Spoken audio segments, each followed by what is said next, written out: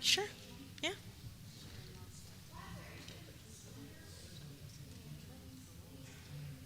Oh, I'd like to think so, but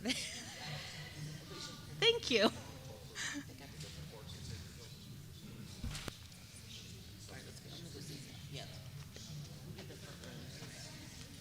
Okay. All right, good evening. Good evening, everyone. Welcome to our September Fantastic Nine presentation. My name is Kayla Maldonado. I am the Internal Communications Manager for District 49. Tonight we have some great nominees. We will recognize staff who are exceptional examples of how District 49 is the best choice to learn, work, and lead. For our honorees and who nominated them, when your names are called, please come to the podium for remarks, and then you'll head to the photo backdrop in the back of the room for your plaque and a photo with the individual who nominated you. We ask that our nominees please stay until the end of the program so that you can have a chance to chat with the board and receive some congratulations. Before I introduce our honorees, I always like to give a shout out to our sponsors. We're so grateful to Dion's Air Academy and our new sponsor, Raising Cane's, which, yeah. If any of you are at the Peakview All-Staff event, people are very, very excited about the Raising Cane's. So we are so thankful that they have partnered with us and have donated gift cards to our nominees. Our first nominee of the evening may look a little familiar. She has received a Fantastic 49 before, and that just shows how great she is. Kim Marshall, math teacher at Skyview Middle School. Kim was nominated by Ben Nolting. She voluntarily took on the roles of multiple teachers during a critical instructional period. She designed and delivered intensive instructions among multiple classrooms, supported long-term substitutes, and maintained high academic expectations. The 8th grade math department has even noted the growth on their students' STAR math assessments as a result of her work. So if I can get Kim and Ben to come up here and give them a big round of applause.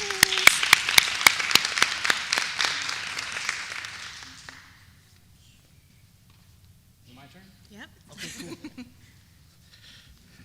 All right. So last year, Skyview's middle school 7th grade math department was basically hit by a hurricane with all the events happening and going on there. Situations arose where the team was needing heavy answers, and that answer was Kim Marshall. She took the weight of herself and another teacher and carried the team to success while supporting her own students as well. She rotated classes with substitute teachers, gathered data, adjusted lessons, combined large sessions in the library, and effectively prepared over 200 students for CMAS while maintaining those high level of standards. It is an honor to get to recognize an outstanding educator such as herself. As a new teacher, getting to watch her and getting to spend time in her classroom and just watch her classroom management was amazing. It's something that I truly strive to be. Her resilience, leadership, and commitment to her students truly embodies the values of Skyview and that Skyview is striving to achieve and what the Fantastic 49 Award is all about. So let's celebrate Kim Marshall. Thank you.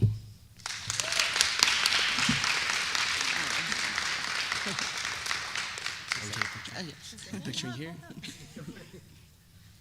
I just want to say thank you to Ben. And honestly, everything I did was for the kids, but I wouldn't have been able to do it without people like Ben behind the scene to help me, maybe sometimes propping me up, but helping me.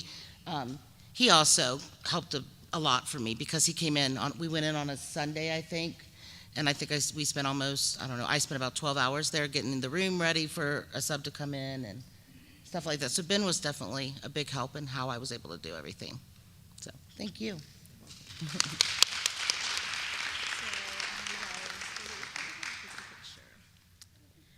All right, our next, and I just realized this is pretty cool. I used to be a Skyview Middle School student and a Sand Creek High School student, so both of my schools are represented in Fantastic 49. I'm very excited to introduce the Sand Creek High School Rally Day team. They were nominated by Amy Sanchez-Martinez. I will let her kind of explain the event that this group was able to pull off. They took a great deal of teamwork, planning, and trust, and building relationships with staff to take risks on a new approach to the start of the school year. I actually attended the rally day to take some photos, and it was a really, really, really special event. I wish something like that existed when I went to school. So I will bring up the rally day team and Amy Sanchez-Martinez.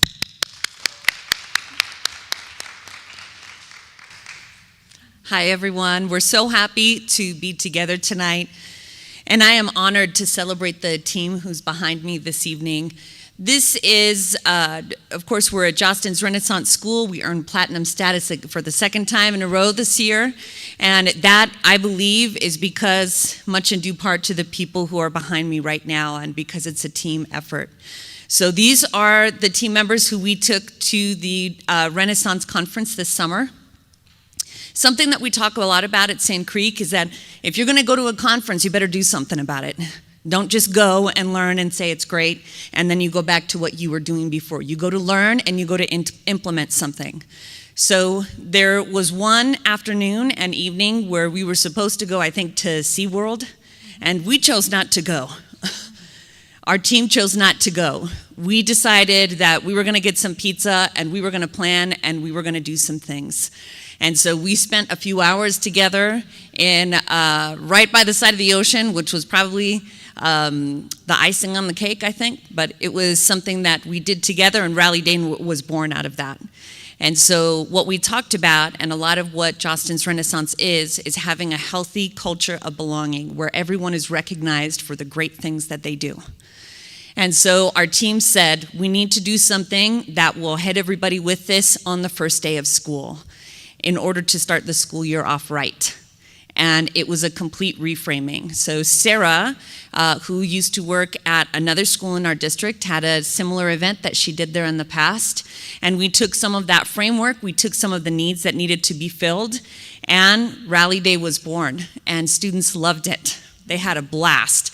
We had a blast, and everyone went home exhausted.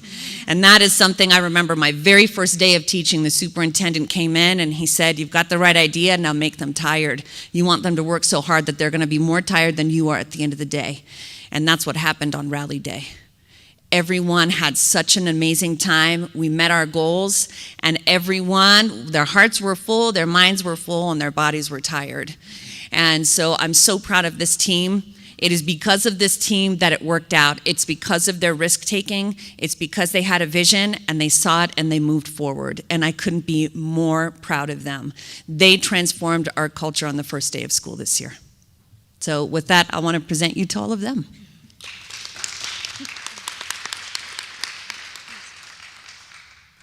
I just want to say, too, we had boys hard screaming, I love Sand Creek, the entire day.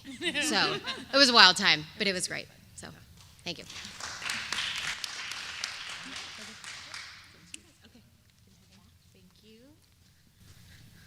All right, thank you to the Sand Creek High School Rally Day team. They are receiving, courtesy of Dion's, a pizza party as their thank you, and Miss Marshall is receiving our first Raising Cane's gift cards. So good treats for all of our nominees tonight. Before I wrap up, I'd like to turn it over to Miss Lori Thompson, President of the Board of Education, for final remarks. I don't know if I heard correctly, but did they say that Kim got 200 students ready for CMAS? Over 200. Over 200. Now, I can only speak for myself, but I remember what it was like getting 2 students through homework. So that is really, really fantastic. And as to the rally team, I think that was incredible because culture, to have a great culture, to have the school spirit, to have enthusiasm, to have a thank you, that's so important. So I just wanted to make sure I got everyone that it's Lauren, Brian, Kylie, Allie, Miranda, and Sarah. Did I get everyone down? Yeah. All right, so thanks and way to go, Sand Creek. Awesome. Thank you all. The work session will begin promptly at 6:30.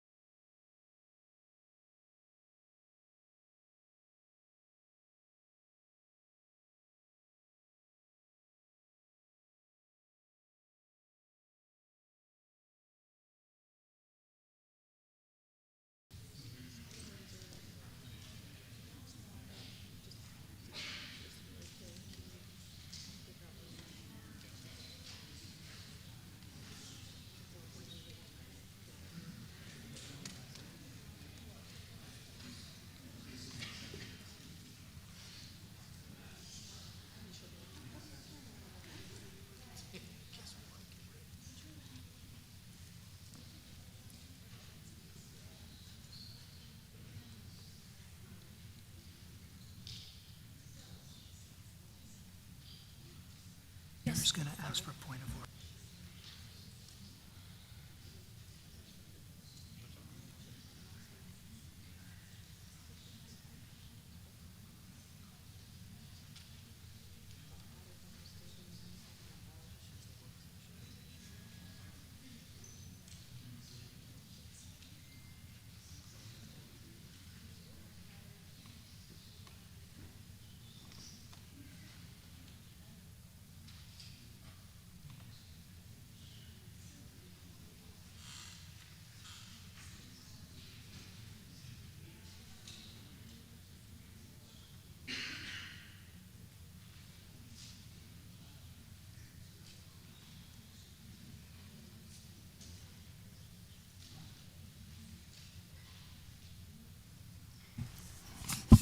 Ladies and gentlemen, welcome to the January 16th. What is this? Hold on. We're in the wrong notes here.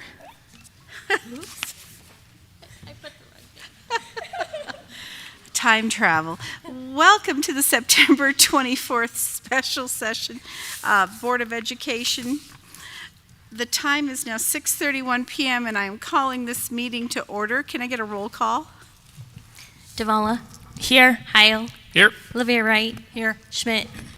Thompson. Here. Can I get a motion to approve the agenda?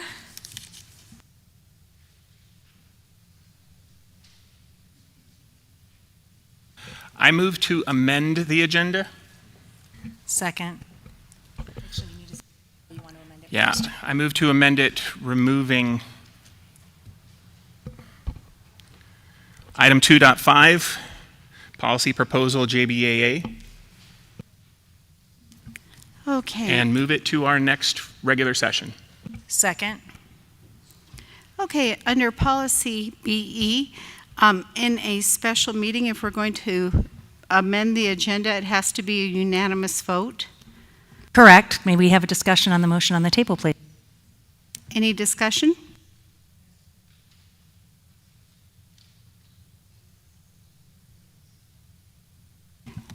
Director Heil?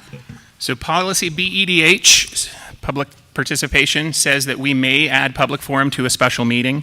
This board is currently constituted, has, unless I'm misremembering, established a pattern of only using action items at a special meeting for items that are time sensitive and usually non-controversial. Tonight's budget resolution fits both conditions. We have not made it a practice to place controversial, non-urgent action items on a special meeting agenda. The previous board did, and whenever they did, they added public comment. All five of us have, at various times, expressed a commitment to transparency and community engagement. Voting on this item tonight without public comment added stands in conflict to that commitment. We cannot cure it by adding public comment now, it's too late.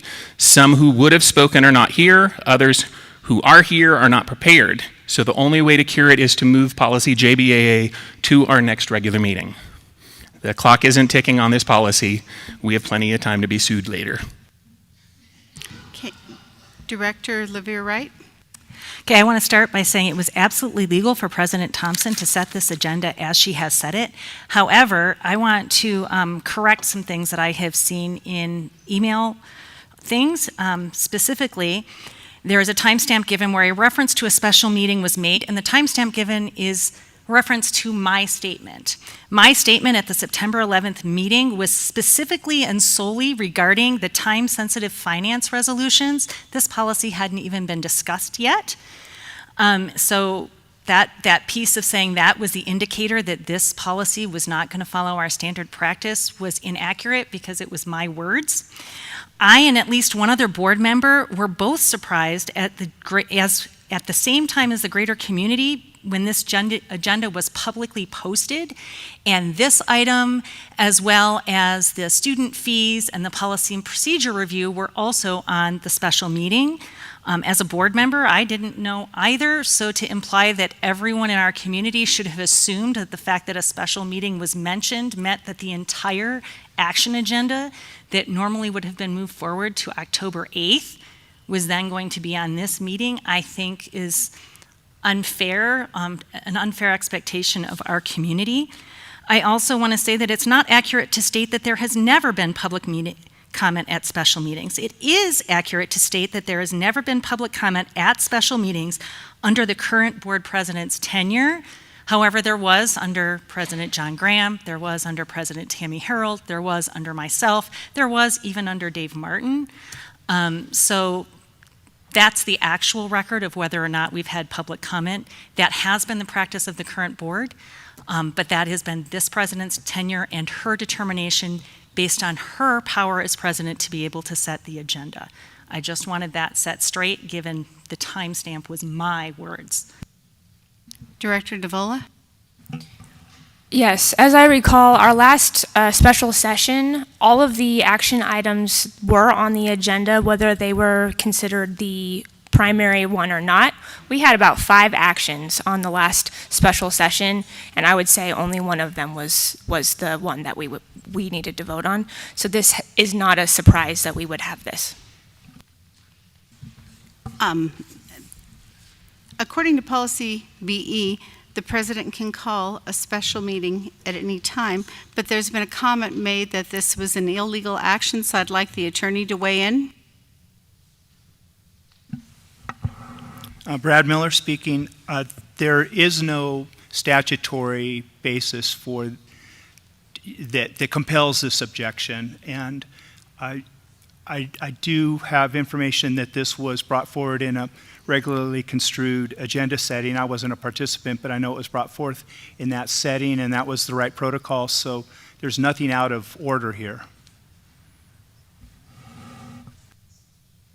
And I'd like to just address one thing. When public comment was brought up, we actually did have public comment at the September 11th meeting, and we have always had in the past, and sometimes it begins at a work session and sometimes it begins at a regular meeting, where there's typically 2 readings, one that includes public comment and one that doesn't. So we did have public comment at the September 11th meeting. Director Heil? I just wanted to address Jamie Lynn's point. I pulled up the last special meeting agenda. It was for June 25th, so that was right before the end of the school year, and I'm looking at the action items on there. Supplemental budget resolution, that was time sensitive. Interfund borrowing resolution, that was time sensitive. Beginning fund balance resolution, that was time sensitive. Superintendent contract of employment, that was time sensitive. Our resolution to CASB, that was time sensitive. So there were 2 policy changes here that I would have to dig into more, but of the ones that immediately jump out at me, 5 out of 5 were time sensitive. The only question I have is on calling a special meeting. Is there a requirement or prerequisite that they be time sensitive?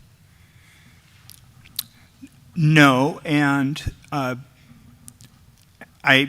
operate in many entities, and it's in some places routine to have special meetings on the bi-monthly occasion without public comment, sometimes with public comment. There's nothing here that strikes me as unusual. And while I recognize that I'm not trying to invalidate any of the concerns, I'm just saying from a legal perspective, I don't see any gurgles here. Director DeVola? And you can always make the motion to have public comment.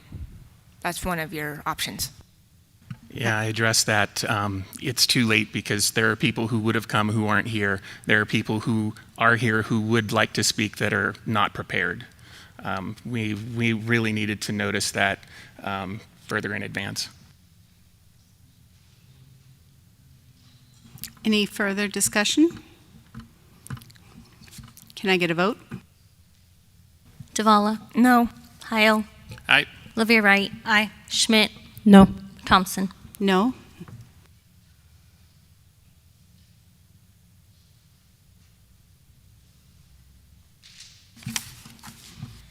Motion to approve the agenda now. Can I get a motion to approve the agenda? I move to approve the agenda. Second. Any discussion? Okay, can I get a vote? DeVola? Aye. Heil? Aye. Livia Wright? No. Schmidt? Aye. Thompson? Aye. And that passes. Okay, we are on to item 2.1, new or adjusted student fees. Can I get a motion for action item 2.1? I move to approve the new or adjusted fees. Second. Any further discussion?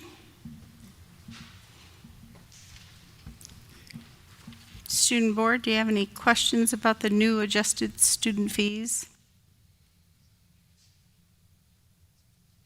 Can I get a vote? Devala. Aye. Kyle. Aye. Livia Wright. Aye. Schmidt. Aye. Thompson. Aye, and that one passes. Can I get a motion for action item 2.2? I move to approve the resolution for use of beginning fund balance. Second. Any discussion? Okay, can I get a vote? Devala. Aye. Kyle. Aye. Livia Wright. Aye. Schmidt. Aye. Thompson. Aye, and that one passes. We are on to supplemental budget resolution. Can I get a motion for action item 2.3? I move to approve the resolution for the supplemental budget. Second. Any further discussion? Can I get a vote? Devala. Aye. Kyle. Aye. Livia Wright. Aye. Schmidt. Aye. Thompson. Aye, and that one passes. Can I get a motion for action item 2.4? I move to approve the revised policies listed under the policy and procedure review. Second. Any discussion? Okay, can I get a vote? Devala. Aye. Kyle. Aye. Livia Wright. Aye. Schmidt. Aye. Thompson. Aye, and that one passes.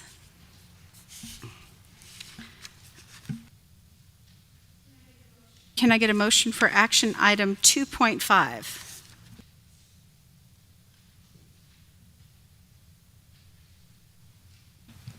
I move to approve action item 2.5. Second. Any discussion? Okay, I think what we're going to do is, I don't know if the student board wants to weigh in or if you want to hear the board first before we go through that. Okay, so I don't know if we want to go down this way or whose hand was up the first, but I will start with Director Schmidt. Okay, so I have read many emails, and I want to assure everyone here that nobody in this room wants any student bullied for any reason. We must, however, also respect the needs of students who want traditional private spaces. There is no perfect answer. However, this policy is in compliance with HB 23-1057, which says new or renovated buildings, non-gendered single-stall restrooms shall be provided where required by state building codes, but they shall not replace or convert existing sex-segregated multi-stall facilities unless approved by the board to maintain Title IX compliance.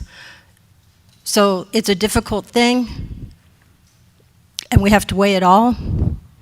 There's some law here, and I guess I'm ready to vote. Director Heil? I'll just quickly summarize my main points from my previous discussion, since all the board members have heard it before, and they've been repeated in a massive emails we've been receiving this week. This policy is morally indefensible, as it knowingly and intentionally sends students to bathrooms and locker rooms with a target on their backs. This policy is legally indefensible, as it is in clear conflict with state statute and the state constitution. Existing federal case law is less clear, but extremely unfavorable. I'd also like to repeat key statements from our student board at the last minute. One said, "Nobody in my school is talking about this." Another said, "We don't care who else is in the bathroom." Those were both high school girls representative of the most at-risk group, if we're to believe the hype. And they weren't just representing themselves, they had done their due diligence in polling their peers. I'd like this board to consider our legacy. This board collectively, as currently constituted, and with a few exceptions, spent its first year primarily focused on issues of substance, comported itself with dignity, and began winning back the trust of staff and constituents. In late October of last year, we took up our first topic related to trans students, policy ACA, regarding chosen names, as required by new state legislation, and we passed it the following month. Then in March, this board began a pattern, including this one. 7 agenda items in 6 meetings in only 6 months have related directly to trans students. This doesn't even count all the time the topic came up during board updates, discussions on legislation, etc. In a season where we have to find $9 million in budget cuts for next year, while still wearing $135 million of deferred maintenance in the next 5 years, this board has become singularly focused on about 1.5% of our student body. This board, if it is ever remembered at all, will be known as a single issue board obsessed with what's happening in our students' underwear. Election season is open, and the question before the residents of 2 of our director districts is this: is this the kind of board you want to keep? Thank you. Director Olivia Wright. This policy violates our state statute. It violates Mathis, which our district has been in compliance with since 2013. Because it violates state statute, and we know that, implementing this as a governmental agency means that our liability insurance is not going to cover the litigation costs that will happen very quickly. We already need to reduce our budget by $9 million next year, yet we're willing to take on a policy that increases our liability for which we have no coverage. If you don't like a law, you work as a private citizen to try and change it. You don't act as a governmental entity to break it. I personally believe it is a violation of my fiduciary responsibility and ethical obligation to uphold the law, to use taxpayer dollars meant to educate our kids to try to challenge a law some on the board do not like or do not agree with. Civil disobedience is the act of private citizens, not governmental agencies. As a governmental entity, we need to follow the rule of law. That is how our country works. Thank you. Director DeVola.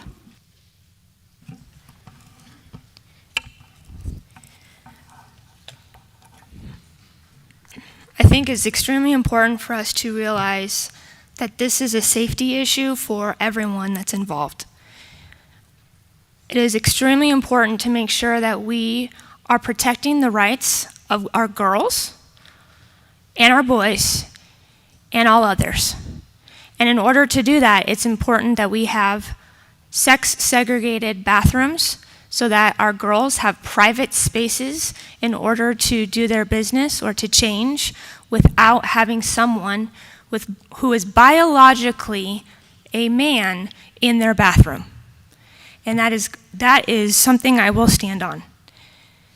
Also, I would like to move to amend the policy 2.2, where it says other reasonable option. I move to amend it to strike other reasonable option off of that policy. Can I get a second? Second.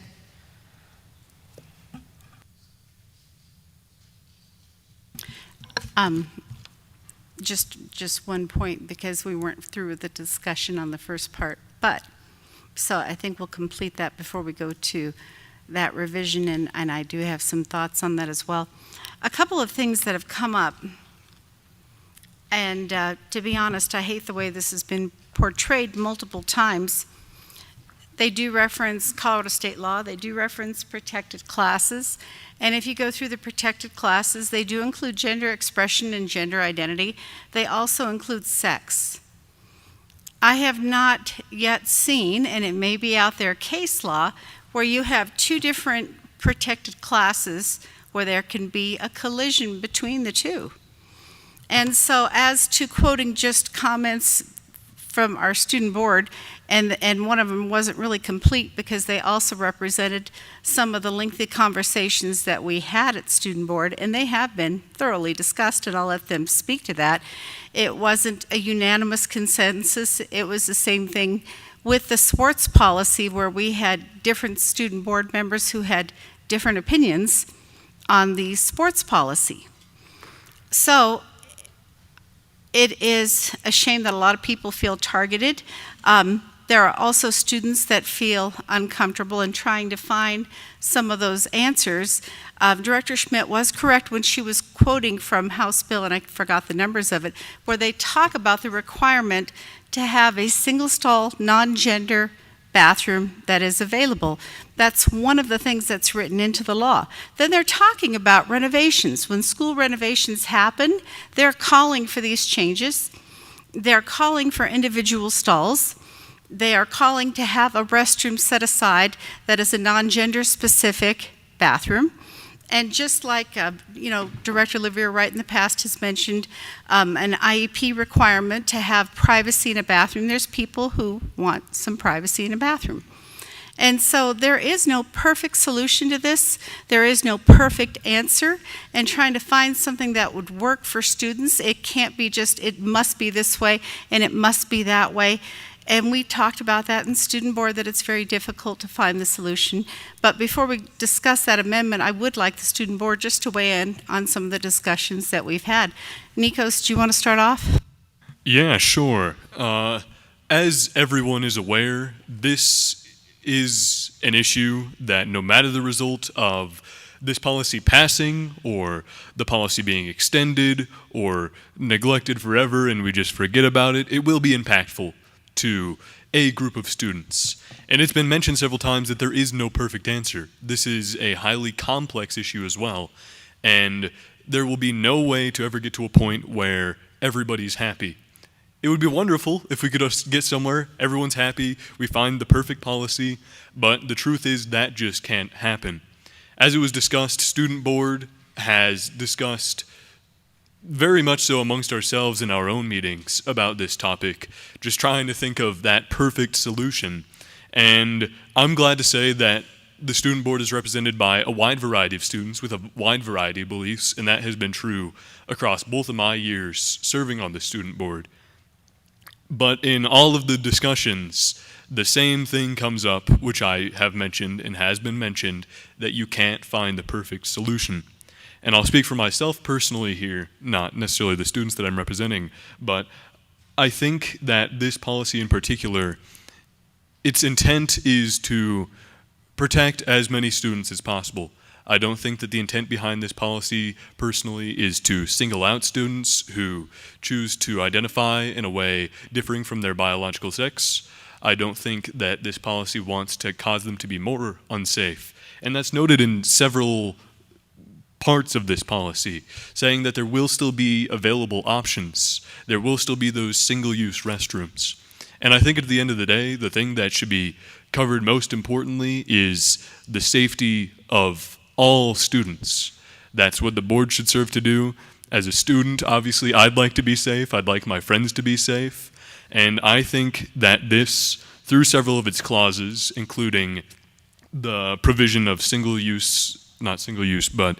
occupant stalls, does serve to do that to a level which isn't perfection, as I've said many times, as I think that's a very important note, but it gets to a point where I think as many students as possible can be protected. Max?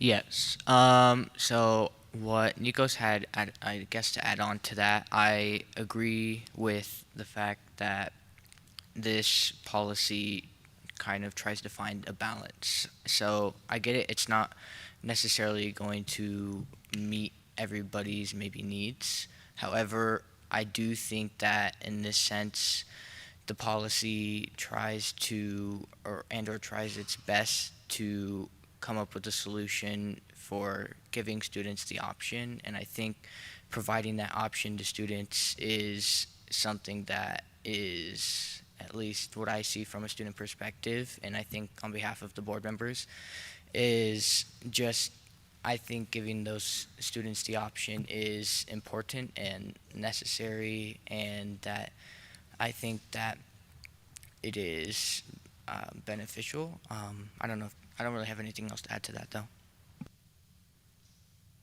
Nikos? Yeah, I know, I already blabbed a whole bunch, but I thought of something else, so I'll continue on what I was saying. I think the issue is that we have to face the fact that there are individuals who may have ill intent, who may misuse the freedom to use a restroom which is conforming to their identity.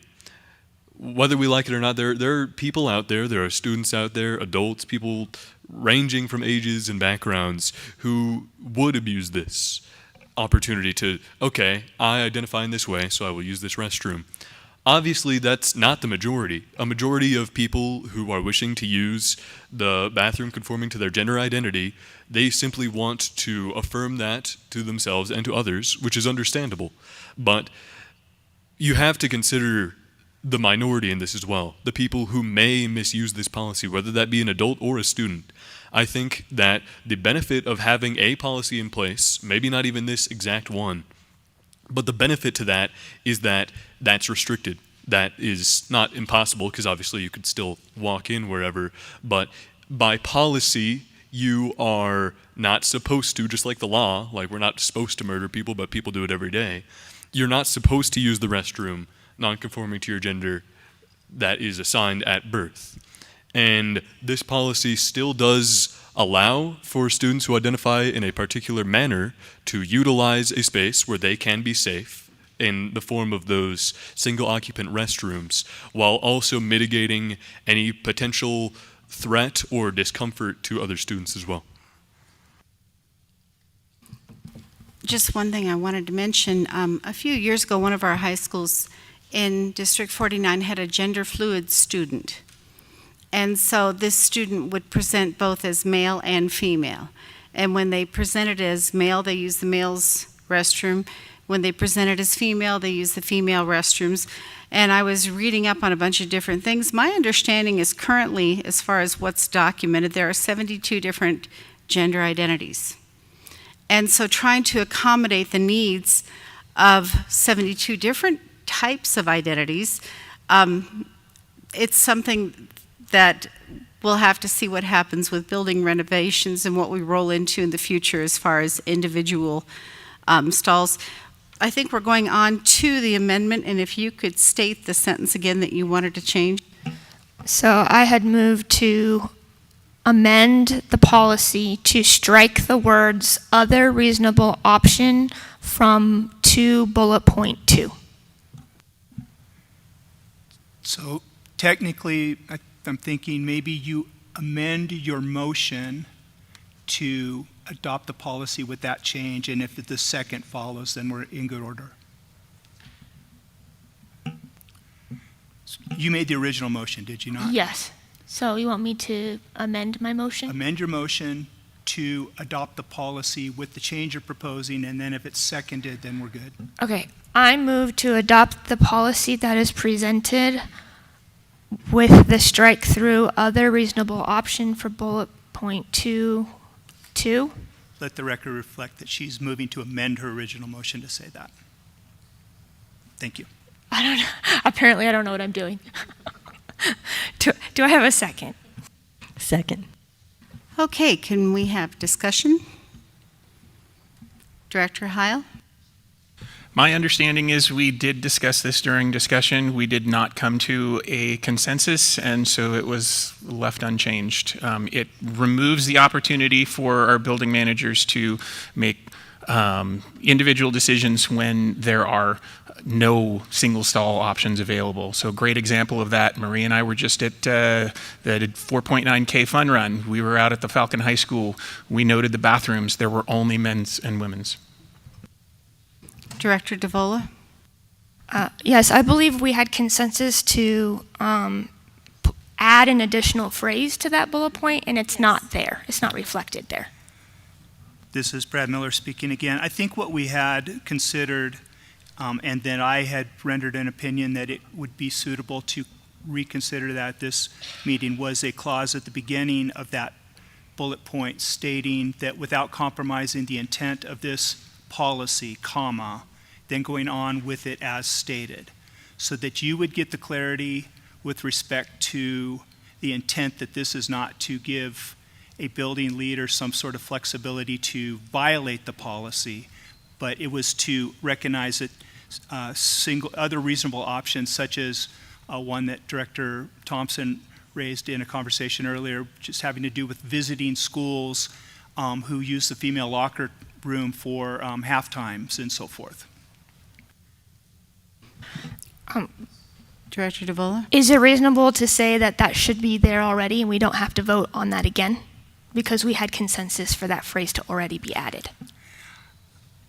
I suspect that that's accurate, yes. I don't have the record in front of me, but that's my recollection as well. So I think it's not inappropriate to add it. And so I was thinking about when we have a visiting team, typically the home team, if it's a boys' game, the boys use their locker room and the visiting team uses the girls' locker room. Another thing we have to keep in mind is emergencies.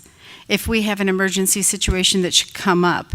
And I remember, not to put you on the spot, Director DeVola, you had shared with me that at the school where you teach, you're supposed to use the staff bathroom, but the student's bathroom was closer.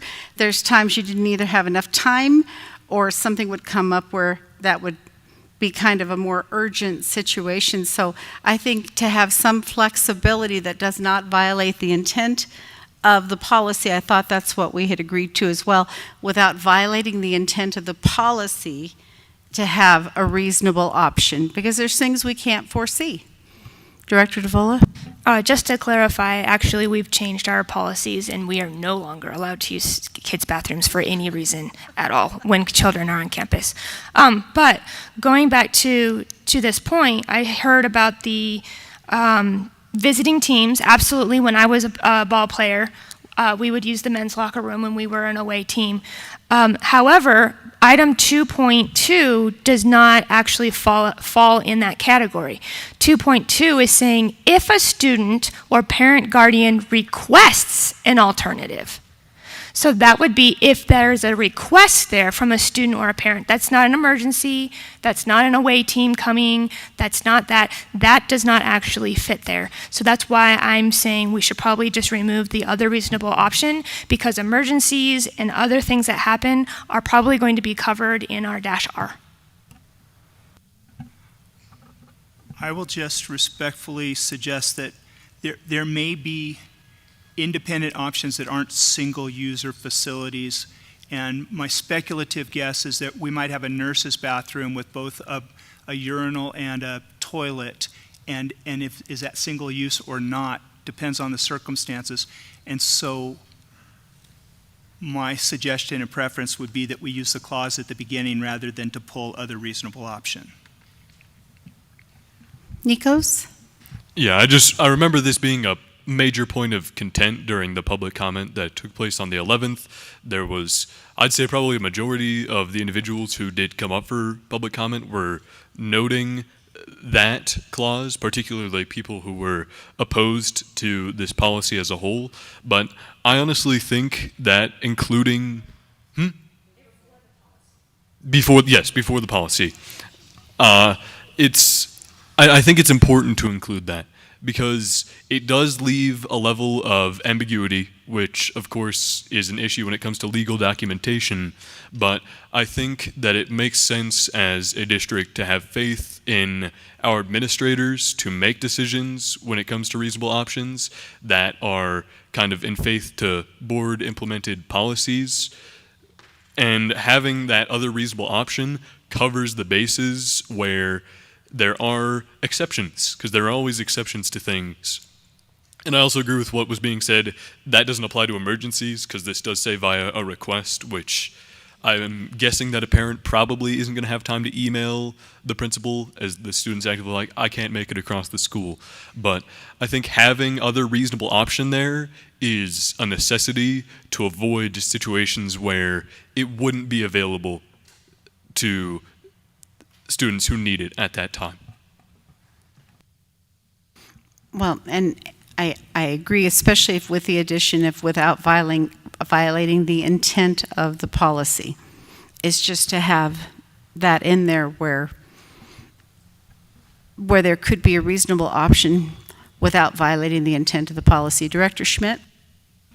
I have a question. How many of our schools have reasonable options? How many of our schools have single use or unisex or whatever you want to call it? How many of our schools actually have that now? all of our schools have some option somewhere in the building. I wouldn't, single use to me sounds like disposable. They're single occupancy, right? Even the one that Brad alluded to, where you might have both a urinal and a toilet, we would still consider that generally a single occupancy facility. And I can think of situations, and I believe Director Olivier Wright alluded to the very common practice that every so often many men have stood guard at a door to a men's room while a daughter, sister, wife, girlfriend used the restroom inside. That is a reasonable option in that circumstance because there was something else that wasn't available. I agree with Brad. I would prefer that we keep the language of reasonable option. I think that the pre-phrase that says without violating the intent of this policy, that's as ironclad as we can make it. If I were to permit somebody to use this as some sort of a loophole, you would rightly land on me for violating your policy. And I wouldn't do that because your policy once passed is going to be authoritative. Director Davola? Just one more thing to point out.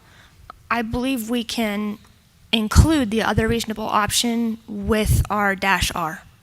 So I think we should remove that to just make sure that we're not having anything that's unclear.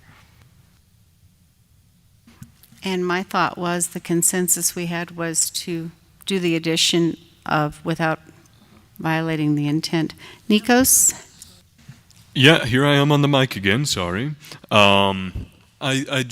Another thing I thought of, just to kind of further provide, I think, the necessity of having other reasonable option, having the ability for a parent, student, or guardian to make that request. There are situations outside of emergencies or outside of things mentioned where I think it still becomes a necessity for someone to be using a restroom that is more in line with their gender identity rather than their sex assigned at birth. And this comes in the form of, I haven't heard these from people who I know personally, but there are too many accounts of individuals who are transgender or non-gender conforming to their sex at birth, where they utilize a restroom that is in line with their assigned sex at birth, and they face not just verbal harassment, but physical violence towards that individual, and that becomes another safety issue.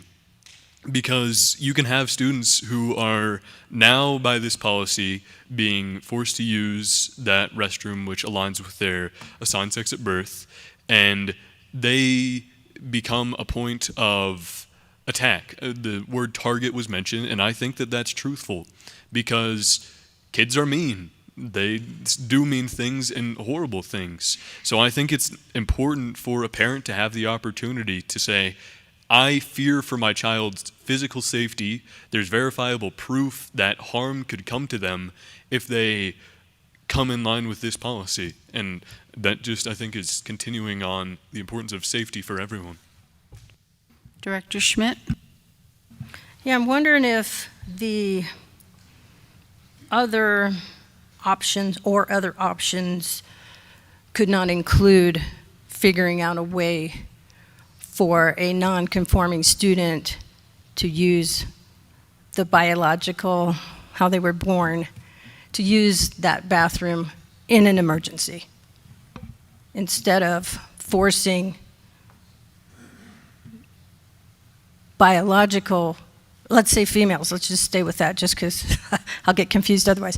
Instead of forcing biological females to have someone they're not comfortable with in their bathroom. I mean, the state doesn't mandate that you have to have a person of another sex in your bathroom. I don't believe that's mandated, is it?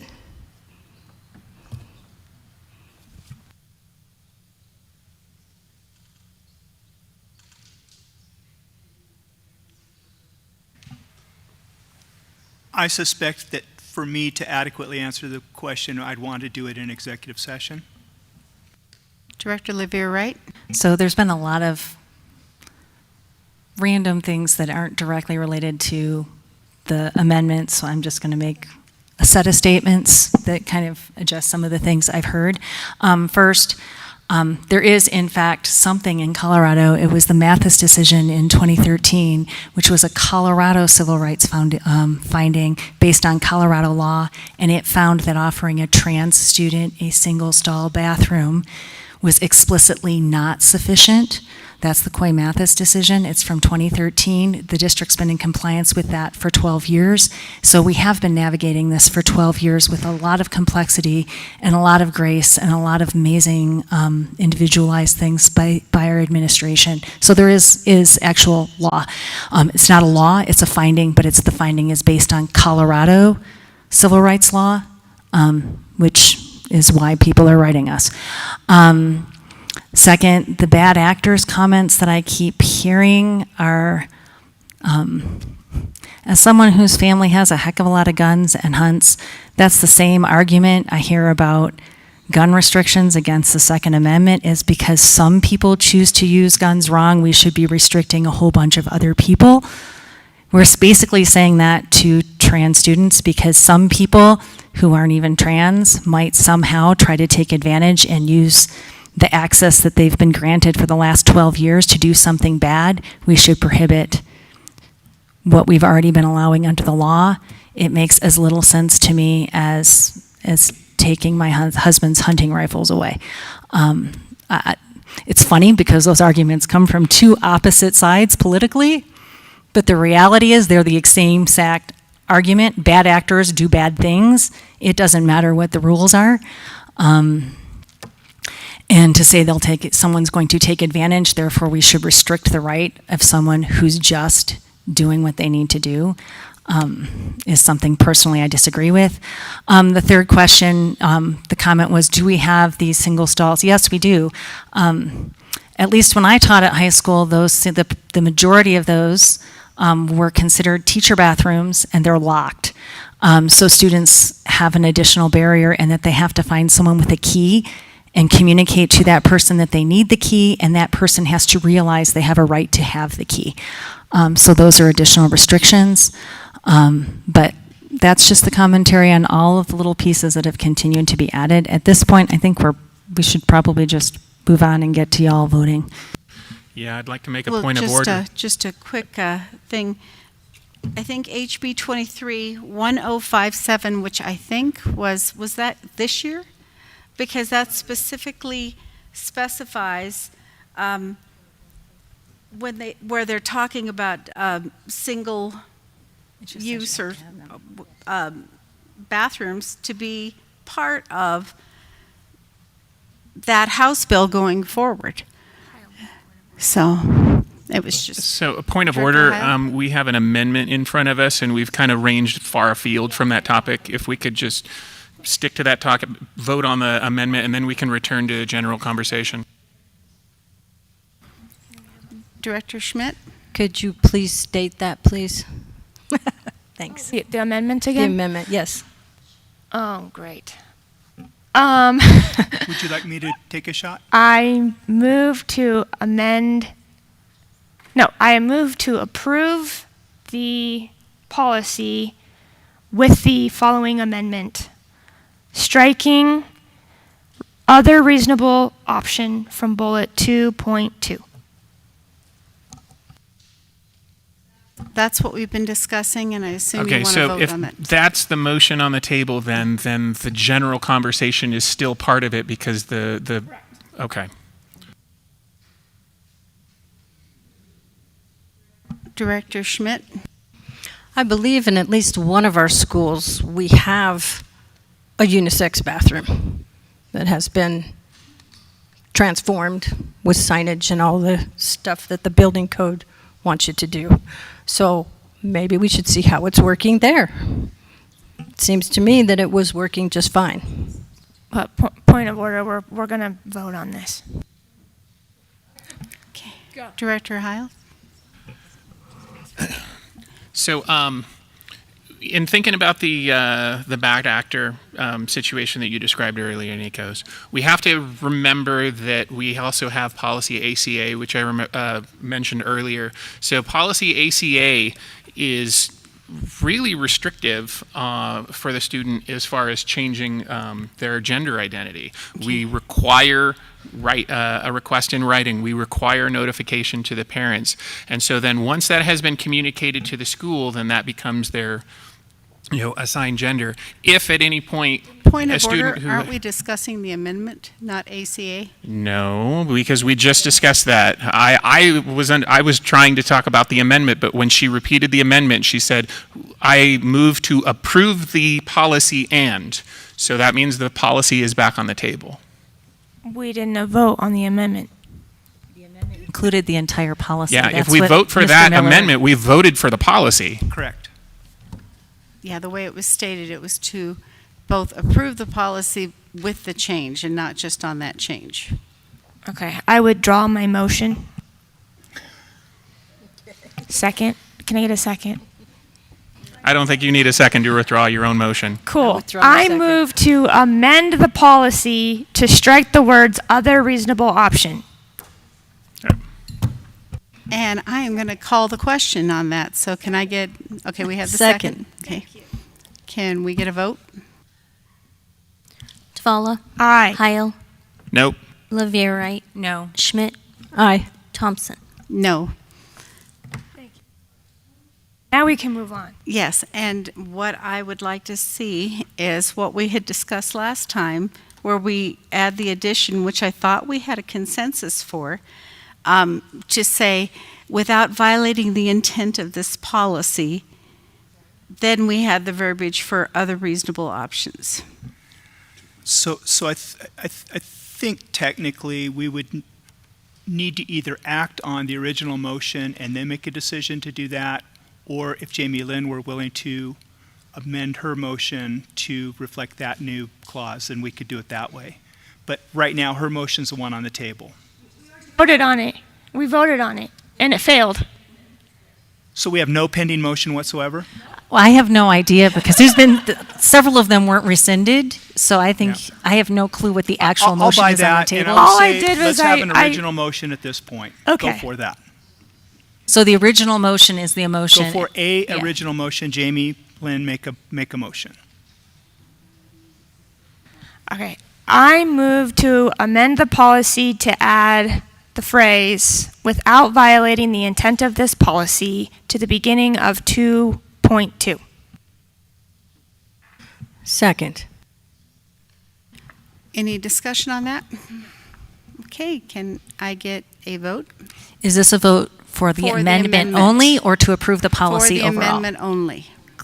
Amendment only, it is not approve the policy. Brad Miller correct? speaking. This is for the amendment. Okay. Dvala. Aye. Heil. Aye. Leverite. Aye. Schmidt. Aye. Thompson. Aye, and that passes. That amendment passes. Okay, now we are on to Passing the policy as the amended. original policy, No, not the original policy, the policy as amended. as amended. Can I get a motion for action item? Let me get back to this one, 2.5. No, you is don't need a amendment. motion. The motion is on the table. The motion, we are now voting on the policy, the motion, the policy as amended. So you don't need another motion. You just call the vote now. Can I get a vote? Dvala. Aye. Heil. No. Leverite. No. Schmidt. Aye. Thompson. Aye, and that passes. Point of order. Point of order. Yes, Peter? So having passed this policy, we do need to provide some guidance to administrators, principals primarily, and other administrators. We would normally do that in the form of a -R, and it is my intent to develop a -R under current policy. When we develop a -R that is either new or potentially controversial, and this clearly checks both of those boxes, then the board has the expectation is that we present that to the board, and that the board tacitly accepts it or directs some revision to the -R. Reasonably, it is going to take us one board cycle to develop that -R and get it in front of you. And so I would ask I would ask not to have to present that until the October regular meeting. And depending on your response at that point in time. My reasonable expectation of principals and other administrators is that they would begin to implement that -R after fall break, which would take us toward the end of October. This is not a matter on which we want principals and administrators to improvise regulations. We want to give them clarity. They deserve that, and I want to make sure we give them the time to think about how they're going to implement.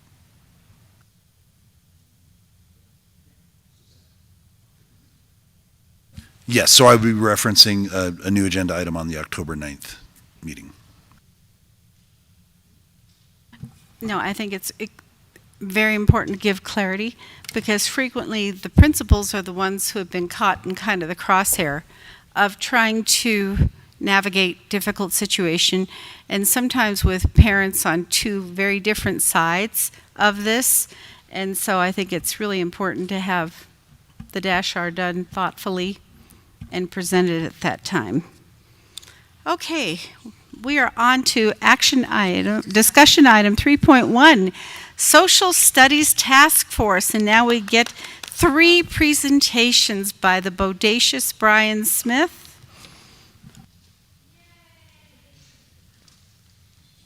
Where's your walk-up sign? We need your walk-up song. A walk-up song? Yeah, where's your I gotta walk-up figure song? out what that is. I don't know, Rocky. All right, good evening, board. Brian Smith, Falcon Zone Superintendent, and I have had the honor of helping to chair our Social Studies Task Force. This was something you tasked us as an administration to work through and look at requirements of courses for social studies, what our intent was, resources we're using, and so I'm proud to be joined by our department chairs here from all 3 high schools, Andrew Height, Molly Padilla, and Jennifer Scarcelli, who are here to help answer questions and provide some additional insight into what we have provided for you here. And so our task force has met several times, virtually and in person, and we've really looked at how courses are aligned, and I'll give you a quick overview on that piece as far as what we presently have and then what we are recommending to make sure we align between all 3 high schools. We also have some clarity around what United States history will cover by creating a statement of intent, and we've included text, key documents, units that we cover in that course. And then we've done the same for American government and civics as well. So as a part of our research and work, we found that all of our high schools, Falcon, Sand Creek, Vista, and Patriot, were all offering key courses at different times. You can see based on the diagram there that we had government in different places and we had U.S. history in different places, which were the critical courses that we wanted to look at. And we wanted to look at just from, we know we have a very transient community with people transferring to different places, and so how does that best align, but how does it also prepare our students for the complexities that some of those courses can have and make sure they have the right information for their future. And so as a task force, we collaborated together to really look at how we could align this as a district across the board. And so we came to consensus as a task force that we felt U.S. history was best served the junior year of high school, and that government/civics was best served as a senior year course in high school. With that being said, sometimes there are some exceptions to that if students have certain pathway courses or college level courses that they are in that dictate a different order, and so we do handle those as they occur, but for the majority of students, this would be what we are recommending to further align to. We know there was some discussion also related to world history, and so some of our high schools find it better to offer in the 9th grade, some do offer better at the 10th grade, partially because there's different courses students may be taking or what they're looking at to complete all of their graduation requirements. So we did not want to lock that into a specific academic year, but we still do encourage all of our students to take that course, and a majority of them do, and it's typically in one of those 2 years. So our recommendation is for the 2 specific courses, U.S. History being at the junior year, American Government Civics being at the senior year, still offering a wide variety of electives at all of our schools, making sure the personal financial literacy components are included, all those types of things, but we're really focusing on the alignment with these 2 essential, important courses. The task force worked in detail to create our statements of intent, and so I don't think I should read this to you word for word unless you want me to. But basically, they collaborated. I will really commend this task force, teachers from all 4 of those high schools coming together, collaborating about the best needs of our students to be well-equipped citizens in our society. And so we have crafted a very well done U.S. History Statement of Intent. And then you will see on the subsequent slides after that, and there's also a document in your packet that has a summary report, and these links are active that you can go in, look at unit plans, you can look at the course syllabi from the high schools and see those pieces, so they are linked for your further review. But you'll see the units, even though there may be more or less, the essential content is all there between all of the different schools and covering the key things, especially with related to American history. U.S. history, and I will commend the department chairs. We had put this list together, and they all reached out to me saying, hold on, this is not complete. There's a lot more documents that we look at and things that we use, and so there is a supplemental document in your packet that lists a whole bunch more documents that are there, as well as key court cases, so kudos department chairs for making sure we had the right information there. You will see the same thing is contained for American Government and Civics as far as our expectations and what that course will deliver for that course content in the senior year. So again, the overall vision there. And following slides also again show the same key units that we're using as well as key documents, and on the supplemental document it's got the additional documents that are used as well. So huge kudos to this task force for their work in putting this together. We're excited about this work. We're excited about the alignment between the high schools and making sure we have the right things in place to support our students with social studies content. And so that's the general overview. They have promised me they're going to answer any and all questions. And so I'm going to let them be here. I'll support them as well, but I really want to commend them. These 3 and their teams from the high schools have done tremendous work. And I guess I should clarify, I had to use bodacious because last time I called him belligerent Brian, so I'm trying to make amends and come up with other B adjectives for you. And I see Nikos's hand up, so I wanted to hear. Beautiful? Yeah, I do have a question. I imagine the intent is to apply this to high schools across the district, but I couldn't help but notice that the campus is not included anywhere on this document, which is my high school. Yes, so I did reach out to the campus on this, and they informed me that they were pretty well aligned. There were some things they were looking for. I did not get specific documents, but I know Mr. Horace and I have talked, and so we will make sure everything is well aligned. Director Schmidt? Okay, back on page 4 on your proposed one, there is PFL. What is PFL?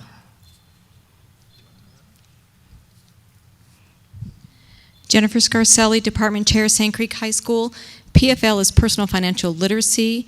Okay. It is in the standards, and it's now a new graduation requirement passed by the state of Colorado and signed by the governor on May 23rd. Okay, great. I'm the acronym lady. I don't know the acronyms. You got to remind me all the time. Also on that, on page 4, only Patriot says civics, but I'm wondering, are all the governments, is it an umbrella that covers civics in all the American government, or does it have to be specifically civics? I'm Andrew Height. I'm the department chair for Falcon High School. So civics includes 2 parts. The first part is like a comparative government aspect. So it incorporates those Colorado Department of Education standards that look at all governments. And then the aspects that we are incorporating with our texts and our documents are focused on the American government and the processes that go with our political institution here in the United States. Director Heil? So one of the things that stood out to me was that in the statement of intent for U.S. history, we're starting from the end of the Civil War and moving forward from there, which is, great because so much of the more recent history tends to get lost. But the real intent when this board first started talking about this task force was making sure that our students had a firm understanding of our founding. And so looking at the American government, it looks like we're going to focus on revolutionary events in there. But I wonder, one argument would be that it may be reducing redundancies between the two classes, but I wonder, are we really accomplishing the stated objective of this board of making sure that students understand our founding principles and the history behind that? So if you look at the alignment with the standards, in 8th grade is where colonialism begins, and the high school standards begin at Reconstruction. It does not mean that during this time, the Constitution, the amendments, and prior documents are not also taught, because you have to know your past, as we all know, as we evolve through our future. So it's all covered. Thank you.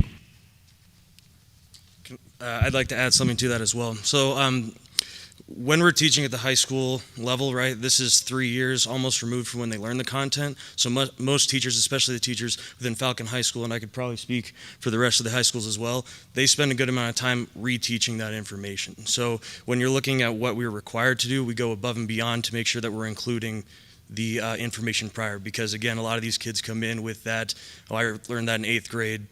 It's so far removed, I don't really remember what we're talking about. So making sure that it's understood, like, this is the requirement as far as the standards go. It also includes a revisiting of all of the previous standards that the middle school requires to teach as well. Nikos? So we identified that PFL as personal financial literacy, and if I heard correctly, it was stated that that is a graduation requirement, but it doesn't seem to be in the course sequence for Falcon, Vista Ridge, or Patriot. So is that a graduation requirement that was decided to be at Sand Creek? So that's a graduation requirement. Sand Creek has, and Jennifer, you can correct me if I'm wrong. Do you want to jump up? About 10 years ago, District 49 required PFL to be taught as a graduation requirement across all the high schools. When that went away with a new board, Sand Creek High School has always kept that. The state of Colorado itself, the state legislature, has now enacted, starting with the upcoming freshman class, yes, I believe the upcoming freshman class, it will be a mandatory graduation requirement across the state. So every high school will have to align to this. I had a quick question too on that. Was it removed by one of the boards of education? That was... Yes, social studies standards was increased to 3.5 to meet that requirement. And with the changing of the guard, social studies across the district by the Board of Education and Administration dropped social studies from 3.5 to 3 credits. And so a lot of schools put PFL on the chopping block. Sand Creek did not. May I clarify? Yeah. Personal financial literacy standards are a graduation course, but there is no requirement that it stand in an independent course, just like civics. The standards are required, but they can be embedded in other courses. And currently, our other high schools do have opportunities to ensure that those personal financial literacy standards are met. Director DeVola? First of all, I want to say thank you all for your very hard work in this. We couldn't have done this without all of your hard work, and I know you were like, whew, man, we have so much to do, but we're going to go ahead and dive into this so that we can be better as an entire district. So thank you for your dedicated hard work. I really do appreciate it. Just to piggyback off of Director Schmidt's question about the civics versus American government, and the response that there's the comparative government aspect of civics, is that also included in the American government classes, the comparative government aspects, or is that only happening at Patriot High School? So as far as the way that our classes are taught for civics as a whole, we incorporate primarily the American government as the focus, And then when it comes down to the comparative aspect, it's more supplementary as far as like understanding the place of American government. So it's not so much we are teaching both in order to hit both standards, especially because comparative government is more of the middle school standard focus. The high school standard tends to lean more on the American side, but again, just like the American history standards, it's very much a remember what we talked about before so that you can understand the current standard. I think that might be something that we want to consider as a board of do we want to make sure all of the schools are doing what you had mentioned, where they're doing some sort of comparative aspects to their American government course. So all the high schools are already aligned, and we've been aligned that we teach the standards, we teach the content. Because a unit or anything within might have a different name, different semantics, it's still the same content. The kids across the district are getting, I'll tell you, my kids are in D49 schools from kindergarten, now they're in high school at Sand Creek with me, and I would put them in any of our high schools. I work with the best professionals in this city, and I have for years, and I trust everybody, and they're getting a good education. They're getting everything, and they're getting more. We could have, the supplemental list, just so y'all know, was pared down, and it was pared down, that is watered down compared to what we do in the classroom. You would have to pay us a lot of money to put down the exhaustive list because that is the extensive education that District 49 graduates are getting. Just for the record, I would love to pay you a lot of money. I really would. Well, Lori, this was all done on our own time and dime and not just us, so we're willing to have a mileage and a per diem. You know, I think that is a reasonable request. We're going to have to pass that on to the superintendent. But one thing I wanted to say is I attended one task force meeting, just one, and I was so impressed by the collaboration, the professionalism, and the dedication that I saw in that room. There was differences of opinion, there was agreement, but mostly what I saw was collaboration. Were you raising your... Director Levere, right? Mine's kind of more at first to say thank you, and I have very recent graduates and some not quite graduated yet, so I've sat down with my kids in their DBQs, and so I've seen the level of primary documentation that they're being asked to read and to analyze, and you know, my last child who went through, who had Mr. Height, who loved Mr. Height, and talked about all kinds of things that were amazing at home, and still had to do it as credit recovery because God forbid he ever hand anything in, still got a lot out of those classes. And all three of my students who are graduates of Falcon High School are all also registered voters who have participated in the electoral process. And some of that, I'm sure, is because my husband and I do, but I know some of it also is because of the teachers they had and the education they had. And I'm a science nerd. I am not a history nerd, but I still have this book, The Origins of the American Constitution, A Documentary History, which is literally all primary documentation. It is not someone's opinion. It is not their take. It was one of 4 books for my class as a 19-year-old in college called The Morality of Citizenship, which included Locke, Rousseau, this, and Democracy in America, and a philosophy professor, and 4 of us brave enough to take it. That class by Dr. Bricker, who then became a mentor for me for the remainder of my college time, even though I was a science teacher, or a scientist in training, and wrote my recommendation to get me into science grad school.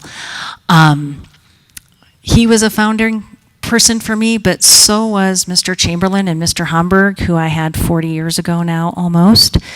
They were my high school government and U.S. history teachers, and they were the ones who got a whole generation of us in my hometown excited. We respected them. We listened to them. We had my government teacher was an atheist, which is very different from who I am. And the level of respect and dialogue that we could have in his classroom to help us understand why it was important to respect all of those points of view really helped form who I am as a citizen too. And so the work you do with our kids, there's some of it that is just, man, it's my job and I'm showing up every day. But you are forming our citizens of tomorrow. You are impacting what our government is going to look like in 15 years based on who chooses to participate. And so what you are doing is incredibly important. And those of you who were involved in encouraging my 3 who are old enough to vote to be registered and active voters and to participate in that process as a minimum of their citizenship, and that is the minimum you should be doing as a citizen. There's plenty of other things, in my opinion, thanks to Dr. Bricker and Mr. Homburg and Mr. Chamberlain, but that's your role in this generation's lives, and I hope you cherish it, and I thank you for it. I'd like to kind of tag on to that because my son became a history major, and his love of history started across the street at Sand Creek High School. And as soon as my kids were old enough, they also registered to vote. And to my knowledge, they've never missed an election. And so the love of history for my son began across the street. So I want to add on to what Director LaVere Wright was saying is, sometimes you get to see the fruits of your labor. You get to see the student who comes back to visit you. You get to run into them in the grocery store and wonder when they got gray hair and wrinkles. But it's really, really important to know that each teacher involved plants those seeds of greatness within the student. So thank you. Is there any other comments about this? None? Okay. Are you ready for your next presentation, Mr. Smith? I'm not next, but I think we are requesting action on this one, correct, Mr. Hiltz? So because this was a tasking, we'd love you to move it forward for approval of this presentation, of this alignment, of these materials as presented. And I'll add my thanks. Recall, and I'm trying not to overdo this, but in my last evaluation, the board asked me to delegate more. It started out with me in leadership on this committee, and I can guarantee you would have not gotten the quality or the depth of presentation if Brian Smith hadn't stepped in to lead this task force. And so thank you very much to Brian and for all those teachers and others that participated. I really believe they heard your intent. They were respectful of it and responsive to it without conceding or adopting the position that we hadn't been doing a good job. We were doing a good job, but we're doing an even better job of making sure every student will have this exposure. And so I think this is a good example of board, administrative, and workforce collaboration. Thank you for leading us to that place, and thank you, Brian, specifically for leading the process. Director DeVola? Yes, just to clarify, I have a couple of clarification questions. I believe at not our last meeting, but the last time we discussed this, the board had wanted to have some input on primary source documentation or resources that we wanted to see a part of these classes. And of course, yes, we see lots of the supplemental materials, so some of them already might be listed, but to kind of focus around. So specific things to kind of focus around when it comes to that. And I don't believe we actually did create a Google Docs for us to share ideas on that. So I'm not comfortable moving this forward until we've had board input with that process that we had talked about at our last discussion. So yeah, so we've served. And if the board would like to return serve, having looked at the supplemental documents in those lists, if the board would like to supplement the supplements, of course, that's the board's prerogative and we could welcome that. I don't think it's an either or. I think it could be a both and.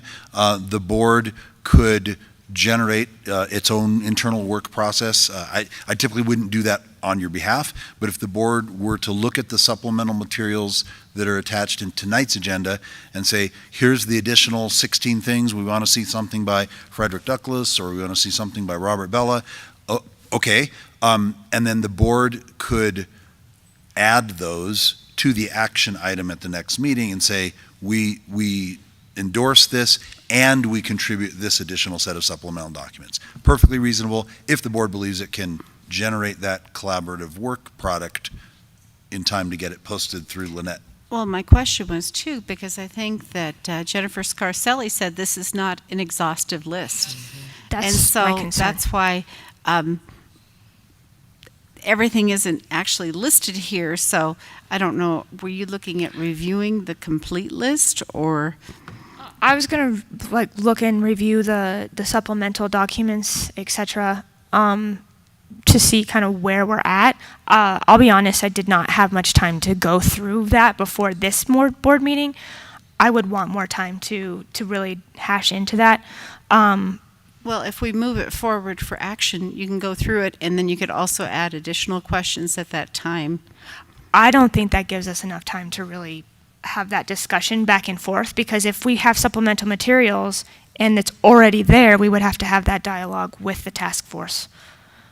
Does that make sense? Because it's not an exhaustive list, as Director we were told. Heil? So I disagree. I think we could give them a list of the things that we are interested in, and if the teachers look at that and say, oh, well, we're already doing that, then it has no effect. And if it's not on their list, then they can incorporate it. So it would just be something we're providing to them as an addition. But Ms. Scarselli was pretty clear about the amount of effort it would take to produce an exhaustive list of their supplemental materials. So that's not something I want to ask for them for. I don't want to ask them to produce that either. I also know that part of the intent behind our task force was having some sort of actionable item for citizen action, such as going and seeing a swearing-in ceremony, or I don't know, serving on a, I don't know, something actionable behind the citizenship piece of it. So I'm open to a discussion on that, of whether or not we want to also bring those suggestions forward. For one that I would suggest is having them take the citizenship exam and having that as part of the course. So it could be something like a participatory, like attend a school board meeting or city council or something of that nature. It could be participating in a voting drive, volunteering for a campaign. I think what I'm getting a sense of is you're looking for some sort of civic engagement. The problem that is going to happen is there are going to be a number of students who just do not have the family support that they need for transportation and stuff like that. So I would strongly caution us against making that a requirement. Yeah, and I was thinking the same thing, especially if it involves transportation or district resources. But for something for extra credit, but it looks like Mr. Smith wants to say something. Well, and I can just state from what I heard in the discussions of the task force that our teachers are asking our students to participate in those things or go observe and see them. Andrew came back up, so maybe he can add further. But there is things where our teachers are encouraging and asking for that to happen as a part of what they do in these courses, because it is important. Do you want to add And next thing, you're going to tell me that the state Supreme Court held hearings at Falcon High School. So a couple things. One, at least at Falcon High School, but just from talking with the other department chairs, I know for a fact that we do incorporate citizenship tests in some way, shape, or form. That's also incorporated in our U.S. history curriculum. The second thing, I agree. I think citizen participation is very, very important. And I think getting kids to be able to see in action those things is very important. One of the issues that we have come across is lack of funding. We would love to take our kids to these kinds of events, but we have no way to get them there. We have no money to be able to get there. And when asking the kids to help pay for things, a lot of the responses are we can't. So I worry that requiring or adding on a requirement without the kids being able to actually be able to participate would be harmful, especially if it becomes a board-directed requirement that we can't fulfill because of those kinds of issues. So I think if we're going to add something like that, we need to talk about how are we going to be able to get it done from a financial standpoint. Director Schmidt? Could we be more creative? I mean, could we... There's a lot of patriotic songs. There's a lot of patriotic fashion. There's a lot of things that kids could delve into without taking any kind of a trip, but find out why our songs were Actually, made. I think we saw a presentation of that out at Falcon High School where they were incorporating some of the patriotic songs and the history. And we have also had World War II veterans come speak. We have had a lot of really exciting guest people come in to talk to the students at assemblies. And I see that Nikos has very patiently been keeping his hand up over there. Did you have feedback on that? You're going to tell me next that Olympic athletes came to your school. I mean, that might be true, but not what I was going to mention. I think that there are a lot of opportunities for creative use of physical participation, which would support the course material. The example that comes to mind is we were talking about attendance at a board meeting or council meeting. That could be simulated within a classroom, where students are assigned roles like you are a board member, or maybe even the election process to become a board member is simulated as part of that, because that allows for active participation in the activity without the need for really any funding or transportation. And I will say to that point, and Ms. Schmidt, yours as well, those things are happening. In the task force discussions, hearing those teachers talk about the opportunities and the real world experiences they are providing students, 100% that is happening. Max, did you have anything you wanted to add? Yeah, I guess I can kind of attest to that. I think overarching is the opportunities that we present to students. I can kind of attest to that myself, just because I think although having requirements for civic engagement is important and even beneficial, I think it's just what we present to the students, such as the board meetings, or even just like at school, for example, like being a part of like student council or your organizations. Like, I know that those are separate, like from technically the curriculum, but it's those opportunities that I think kind of I guess spur some of that, I guess, more desire, at least coming from me as a student, kind of that have sparked some of that interest in engagement and just trying to, I think, get more engagement out of like our schools and the teachers and the community, and just building up from there. And before we bring him to a board meeting, we should check the agenda for that particular night. Director DeVola? Some other options too is virtual. So like having being able to zoom in or to virtually, most of the things that happen in the Senate, like the state Senate, the Senate House, is live streamed or streamed. So that could be something that's an option if they're not physically able to go to places, etc. But it sounds like you guys are doing a lot of that already. That's what we want to hear as a board. And I think another piece too is I absolutely love the phrases that you guys put in there to have more of a focus on cultivating an appreciation for our country and our founding documents, and that was part of the reason why we wanted this task force, was really that patriotism component to learning about our U.S. history, Constitution, founding documents, where we came from, why American exceptionalism is awesome, why the free market capitalist system is the best in the world. Those types of things I think is really important to the board as a whole. So thank you for sharing that information with us. Oh, question.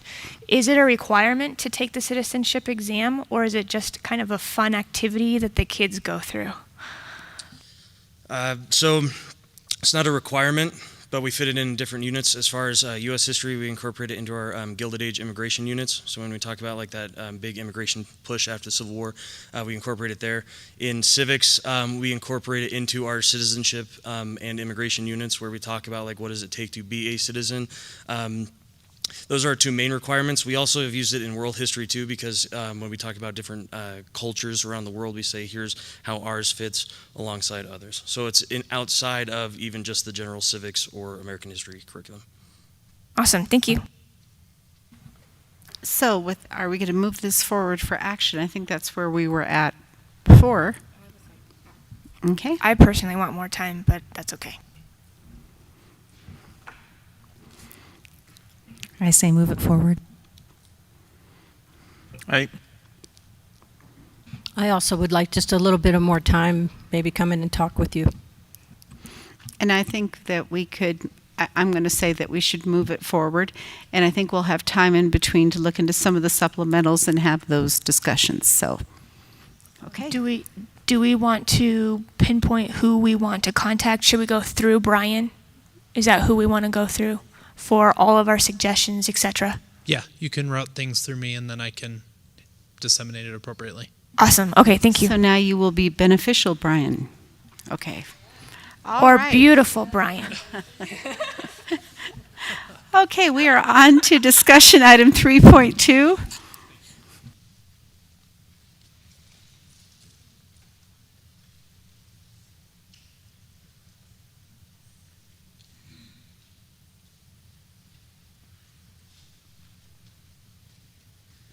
Good evening, Board. Dr. Nancy Lamont, Deputy Superintendent and Executive Director for Individualized Education, with reports from 3 of my... I didn't touch anything. What? I think so. Yeah, you're just far away. Okay. Just raise it a little bit. I'll bend down. So do I have to start over from the beginning? Okay. Dr. Nancy Lamont, Deputy Superintendent and Executive Director for Individualized Education, with reports from 3 of my departments.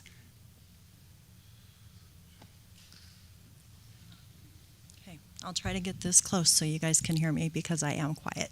I'm Stacy Powell. I'm the Director of Early Childhood Education. Can you speak directly into, we really You can't. can't hear me. No. Oh my goodness. Okay. You might want to raise it up and then lean in a bit. Okay, here we go. I know I'm quiet anyway, so I'm trying to make you hear me. I'm Stacy Powell. I'm the Director of Early Childhood Education. So I first want to talk about some exciting things that happened for us this school year. In the slide, you'll see a picture at the top of some kids playing on our new playground at Falcon Elementary. We got a new playground this summer. The only elementary school where we have preschool classrooms that does not have a new playground or an updated playground is Evans. So we're getting there. We're getting almost all the wood chips out of our way and a safe, fun place for the kids to play at recess for preschool. We did open a full-day classroom at Evans this year. The intent was twofold. We wanted to increase our enrollment at Evans and support that moving into kindergarten. If we can get kids in at preschool level, we're hoping that they'll stay in the school for kindergarten. And it also is a place for some of our staff members to send their children when they need that full-time support for their kiddos. So it's full, it's been full, and so it's exciting to see that coming to light. The graph there just shows you our capacity and how full we are.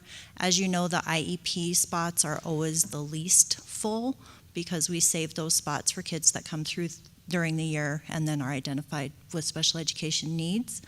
Our UPK spots are full. This was as of 9/15. I'm not going to lie and say they're still 100% full, but they were on 9/15. We took a snapshot of it because we were all very excited about it.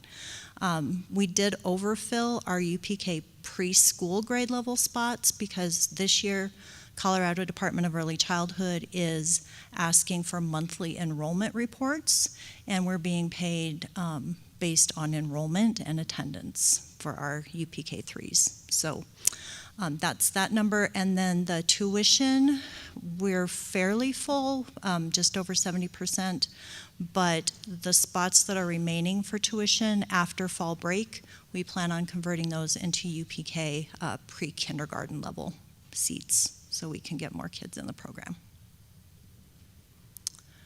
This is just a picture of our staff. We did add 2 new staff members this year. We were able to hire an itinerant early childhood special education teacher to support our classrooms where we don't have a special education teacher as the lead teacher. And then we also are getting some support from one of our district behavior analysts for preschool. Looking forward, I was looking into the quality standards from Universal Preschool. They were supposed to be implemented this school year, and they pushed them out to next school year. So I was just curious about what we're looking at and what we're already doing well. So that's what this slide is talking about. Basic eligibility, parent choice, we do allow parents who reside within our district.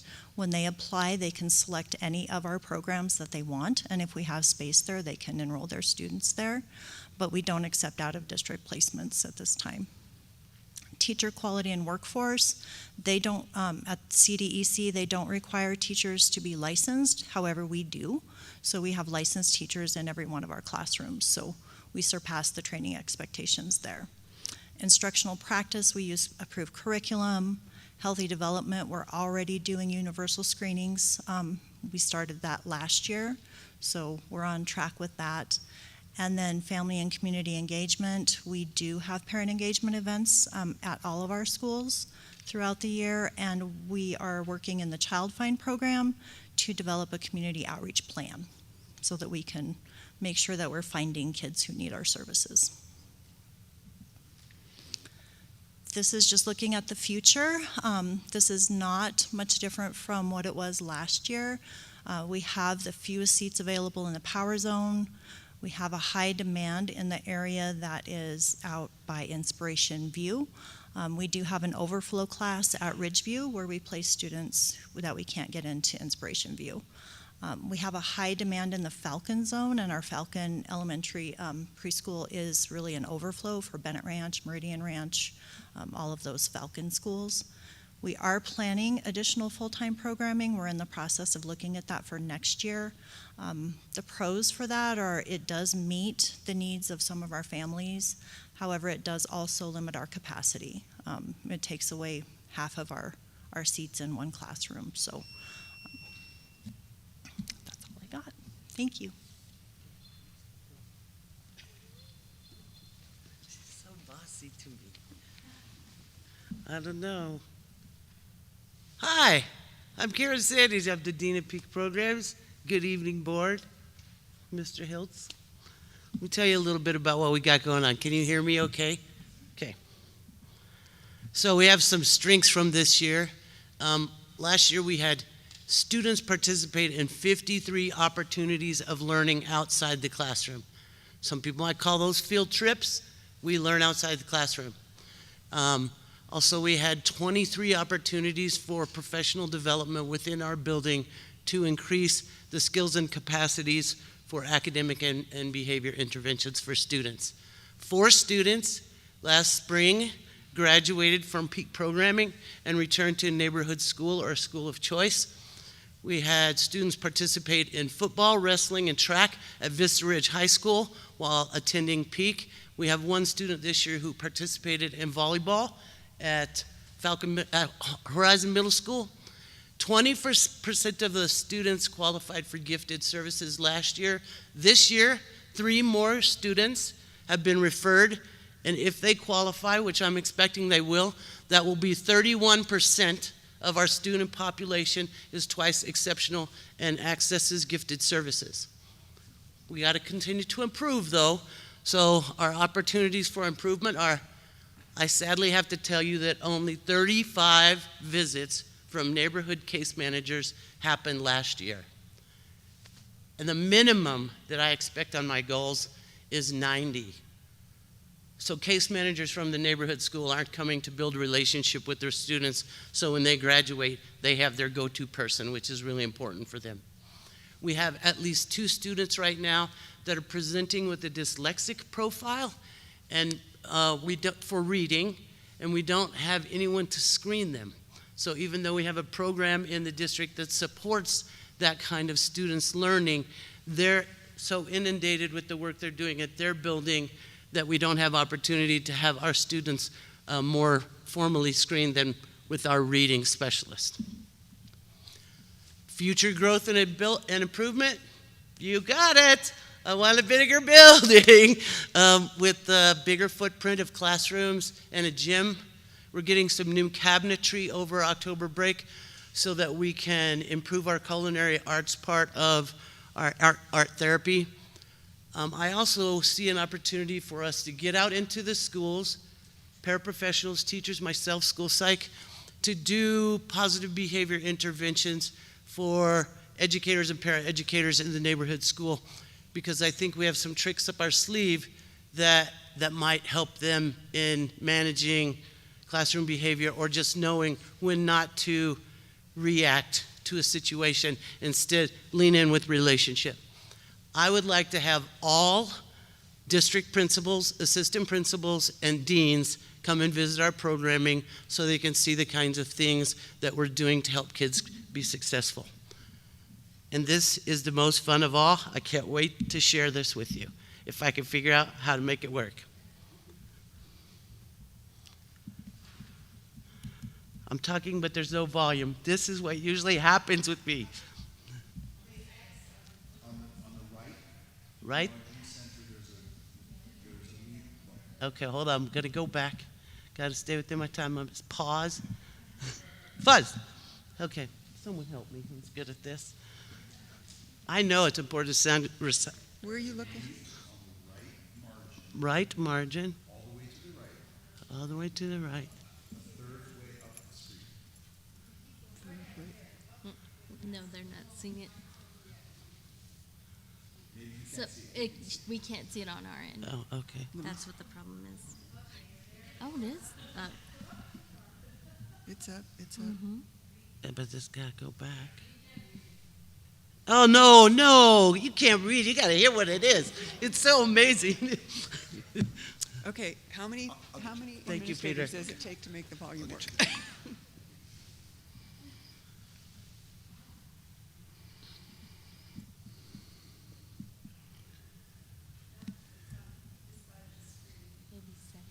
You still see it right out here?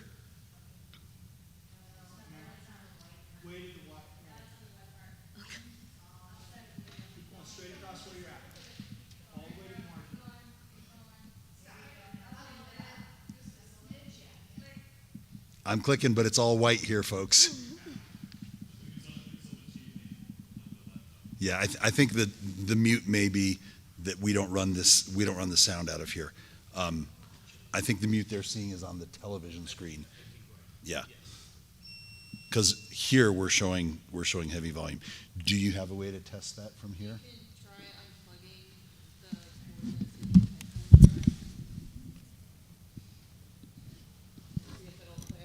It's about to. Thank you, Peter. Ready? Yeah, I'm ready. How long is it gonna be? It's still not. Maybe settings. It's because the HDMI has taken the sound. HDMI has a sound layer as well. Okay, so we'll just play it with no distractions, and you can just watch. I will send the video out to the board via Lynette.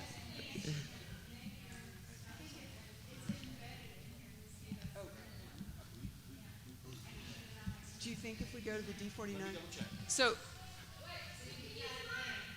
So it's on the D49.org website. So, okay. Okay, great. Unless you want me to play the sound. You can just listen to it on your own. I just was super excited because the kids love the new accessible playground. It's unbelievable because now they can access and they can learn. They can learn through playing. Just goes into someone. Peter? On the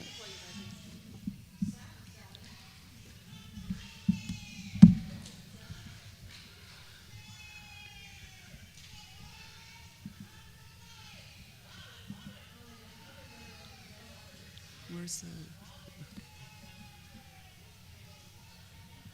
Yeah, but I'm not full size. There we go. Okay.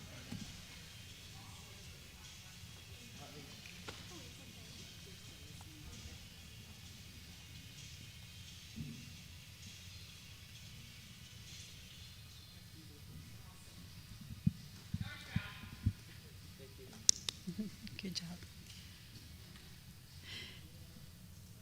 When you're ready.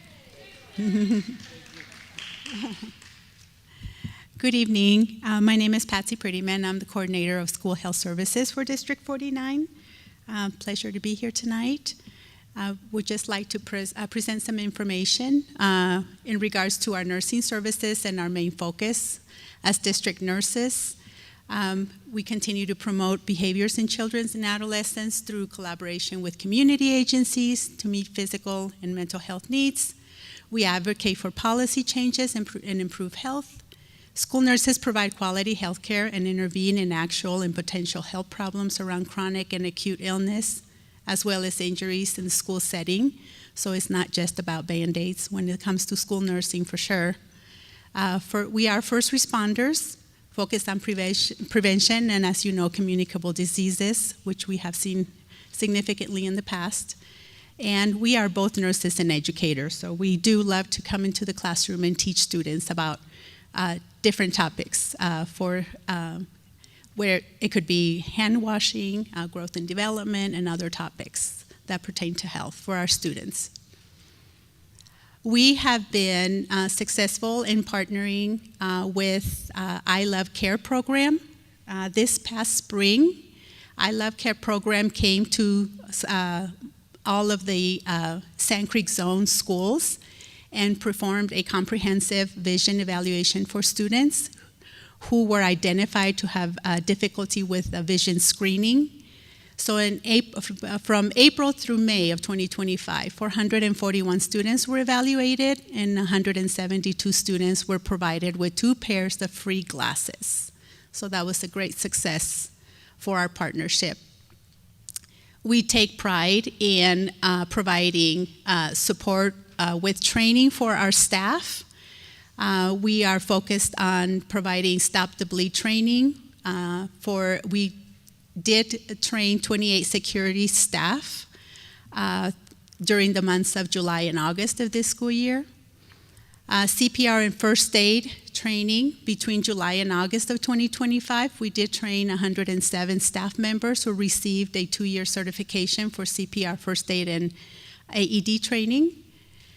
Our opportunities for improvement is continue to adhere to our cultural compass as a nursing team, continue to focus on the delivery of high-level training for our nurses, and especially as we're seeing a higher level of medically necessary treatments in the school setting. So we take pride in that, in ensuring that our nurses are skilled, competent to perform those duties and those skills within the school setting for our students. And we continue to partner with our other school departments, such as transportation, preschool, special education, school counselors, in different areas with transportation, as you know, special education buses, with paraprofessionals who are trained and delegated to also provide emergency care for students while they're on the bus, as well as our counselors, and partner with any needs with mental health needs for our students. Our future in growth and improvement, of course, providing educations for staff, students, and parents on opioid crisis. We take that as one of our priorities in outreach. We remain focused on our goal to promote a safe and healthy community in which students are encouraged to be lifelong learners, to self-manage their medical needs, and advocate for their own health.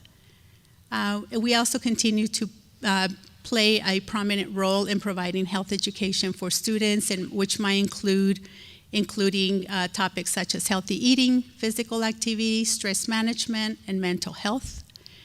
And we continue to work collaboratively with teachers and counselors and to focus on a holistic approach for student health. Okay, and these are just some areas of responsibilities for the school nurse, just for you to have that information. Again, continue to provide immediate care for students in acute care, chronic illness, health assessments and screenings, medication administration, immunization management, the development of student individual health plans so they can access their education without barriers, community health connections for families that may not have the resources to connect them with the resources that they may need, whether We've had families who have moved into Colorado and just getting them in touch with providers, especially with specialty providers. Provide health education such as growth and development for our students, gather health data and provide that data to the state of Colorado, and of course training of school staff. Thank you.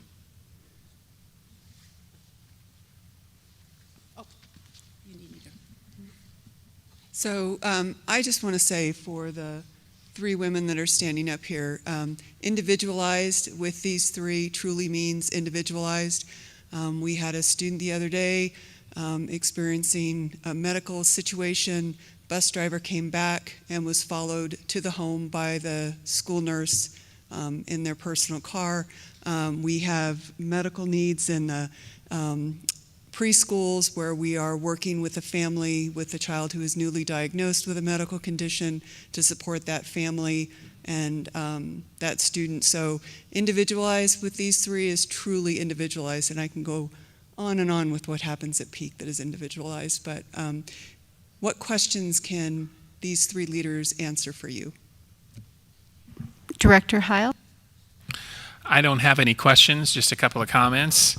So, Karen, I remember your very heartfelt plea for space last year, and we heard it again today. Just stay tuned. There are some things that you might be hearing about regarding that in the near future.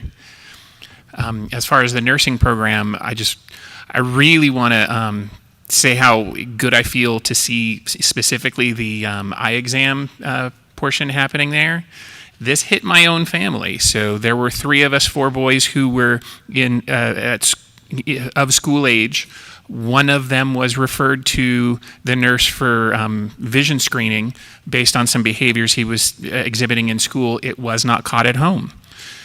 When he was identified as having a deficit, and it was one that tends to run in families, all 3 of us were then sent in, and they found an issue with me that was correctable. And thank goodness that it was caught, and it was caught early, and now I get to sit in front of you with no glasses on. So just really great programs. Love hearing from you guys every year. Thank you. Nikos?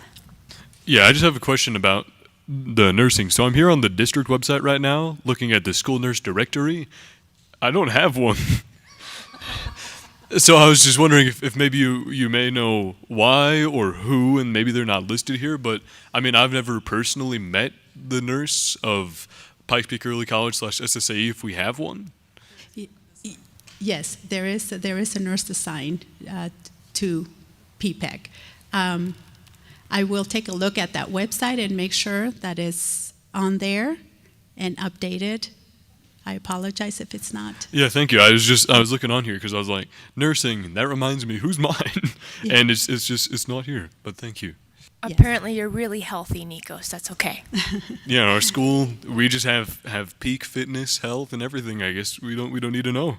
Yeah. We'll get on the zone superintendent to get that fixed. Mm-hmm. Director Schmidt? Yeah, I have a couple questions for everybody. The child find thing, Stacy, you were saying that is finding kids who need services, is that correct? Correct. So Okay. Child Find is a process by which we find kids that need to be evaluated for potential special education services. Okay, wonderful. I wasn't sure what that was, so I figured I'd ask. Universal screenings, what universal screening, what does that mean? What screenings do you do? So we offer developmental screenings to all families with preschool age students that reside in our district boundaries. And so families can come if they have concerns about their child's development, or they can just bring their child in to find out where they are. Developmentally, they can get some resources from us. We hand out play handbooks and different things that talk about milestones and that kind of thing to educate families. So it's just a service that we like to provide to our community. And Karen, you're saying you're dyslexic, you can't get enough people or you don't have enough people or resources to test everyone. I'm assuming you were mentioning allies when you said they were overwhelmed as well. Does any other school in the district offer what you need in that area? I've reached out to the people I thought I could find supports for, and at this time I haven't found the supports to do the screening for the 2 students that we have. I'm not done reaching, because I'll do whatever it takes. But so far I haven't found the resources that I need yet, but I have an incredible reading specialist who's trained in supporting students with kinesthetic learning for reading, and so they're getting supports they need. We just wanted to help them more so by reaching them out to the families to let the family know so that they could be aware of how to best support their child in accessing reading skills. So then that would be an outside resource or in the school I'm going to district? find someone within the district. I just haven't found it yet. Okay, well, good luck. Thank you. If we can do anything to help, let us know. Thank you, I appreciate that. Okay, and Patsy, vision screening, thank you, I'm blind as a bat. And the opioid crisis, thank you for giving some instruction on all of that stuff. The immunization management, what does that encompass? Are you just keeping records, or do you actually administer vaccinations or immunizations? We evaluate compliance under the state of Colorado for immunization compliance for our students. Okay. And then when you collect health data, where does that go? What do you do with the data? With the data, so for example, every year in May, we have a comprehensive data report that's submitted to the state of Colorado. Okay. With the numbers of students we in our district with asthma, severe allergy, seizures, diabetes, and other chronic health conditions. That's reported, so it's open to the public, so parents can go in and see those numbers, as well as immunization compliance. Thank you. Director Davola? Yes, thank you all for all your hard work. We appreciate all the services that you do for our kids in this district. Karen, I did have a question for you. It's a little off topic, and I would have emailed it to you, but I didn't think about it till now, so I apologize for that. I do know with your peak programs, you do have some severe needs kids or students who are in need of isolation rooms, etc. Do you know how we do reporting, or are we reporting to CDE on the incidents that require isolation rooms, or the length of time that isolation rooms are used, things like that? Well, one thing I would just start with, we don't have isolation rooms. It's called a de-escalation room. It's a tool for helping dysregulated students manage and come back to wizard brain so they can process whatever dysregulated them. So that's a different term than isolation. So I just wanted to clarify that. Okay, I wasn't sure because I know there was some sort of legislation around isolation. That's Yes. why I was confused. Clarify that for me, that'd be great. So we submitted this year for the first year our de-escalation information to the state.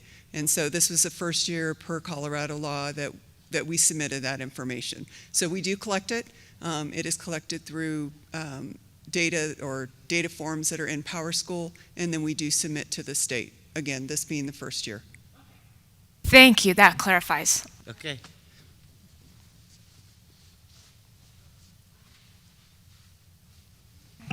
Sorry, Karen, I had one more question for you as well.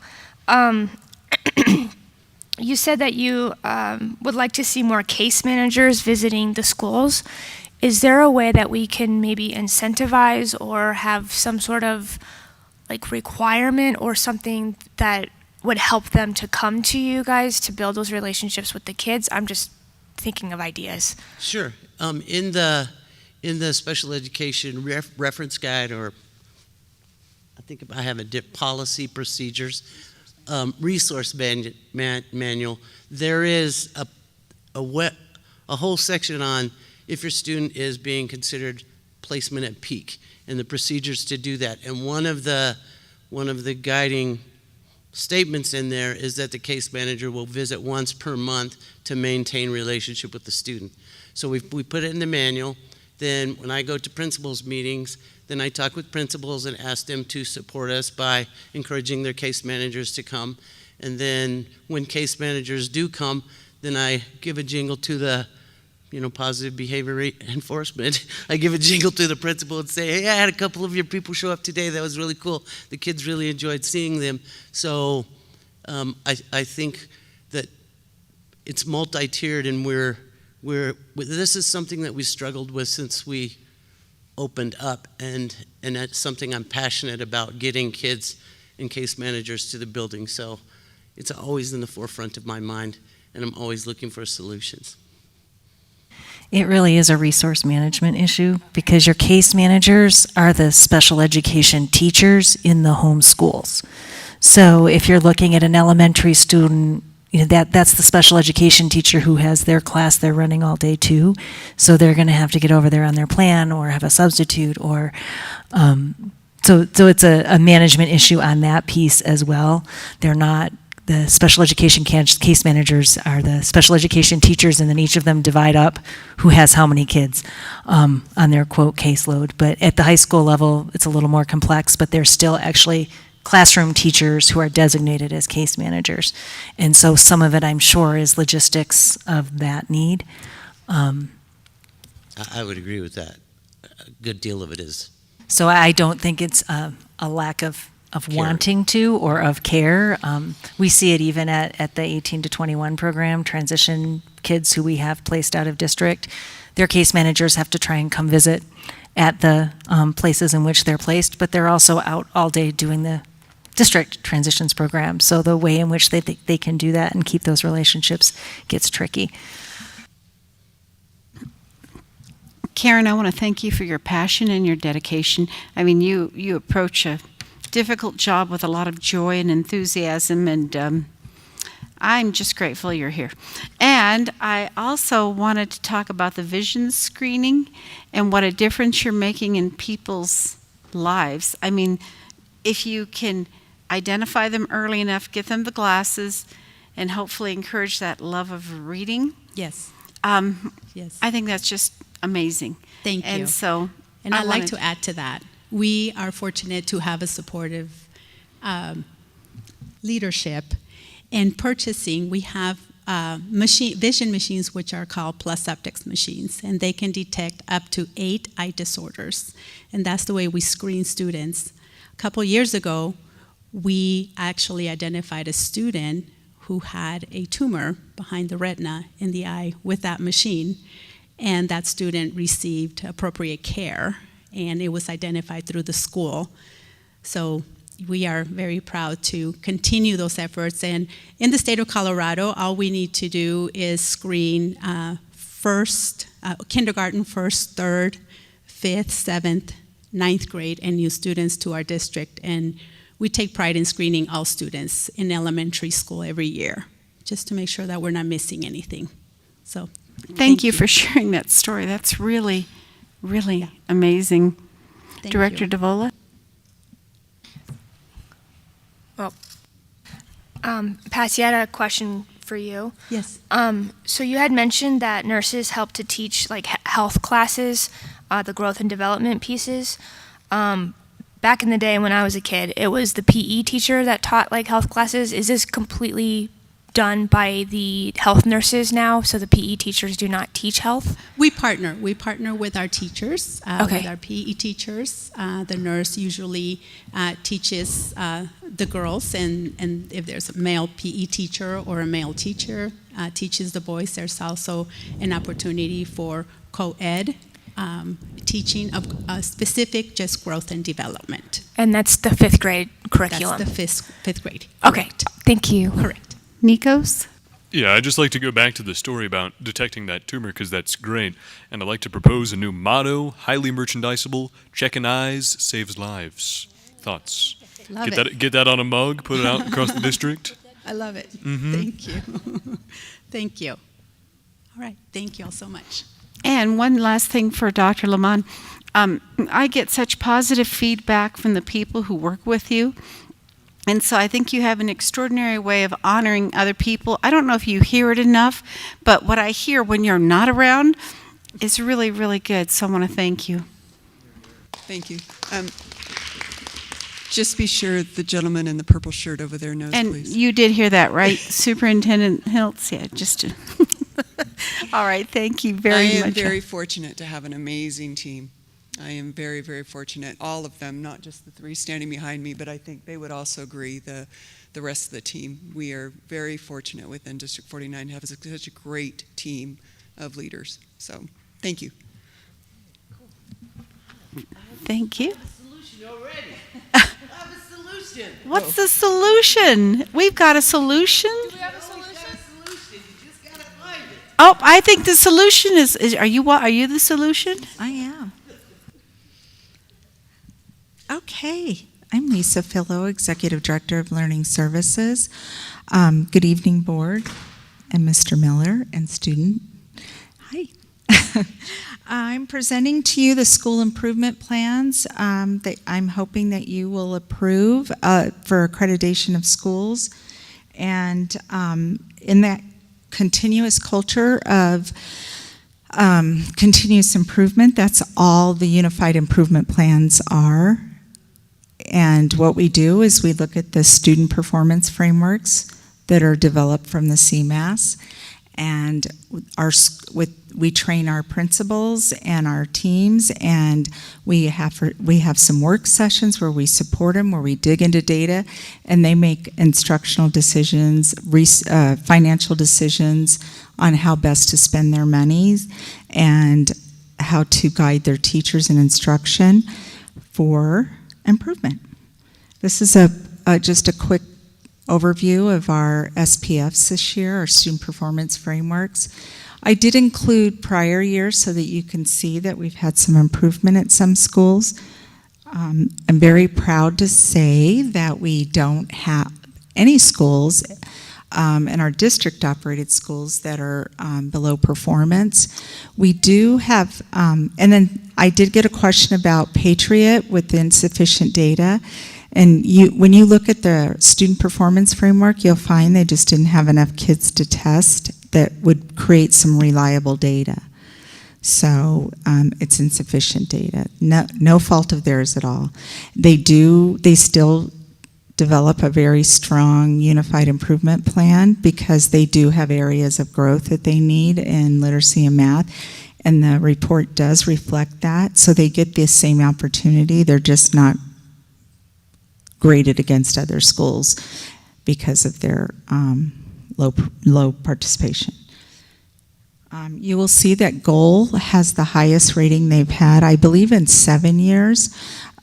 They are in a different framework. It's an alternative framework, and their success, along with all the other schools' success, will put District 49 on a performance this year. So this is not yet updated because we have to ask the state to do that for us. But they sent us an email asking us to do it, so we'll be approved, I'm sure.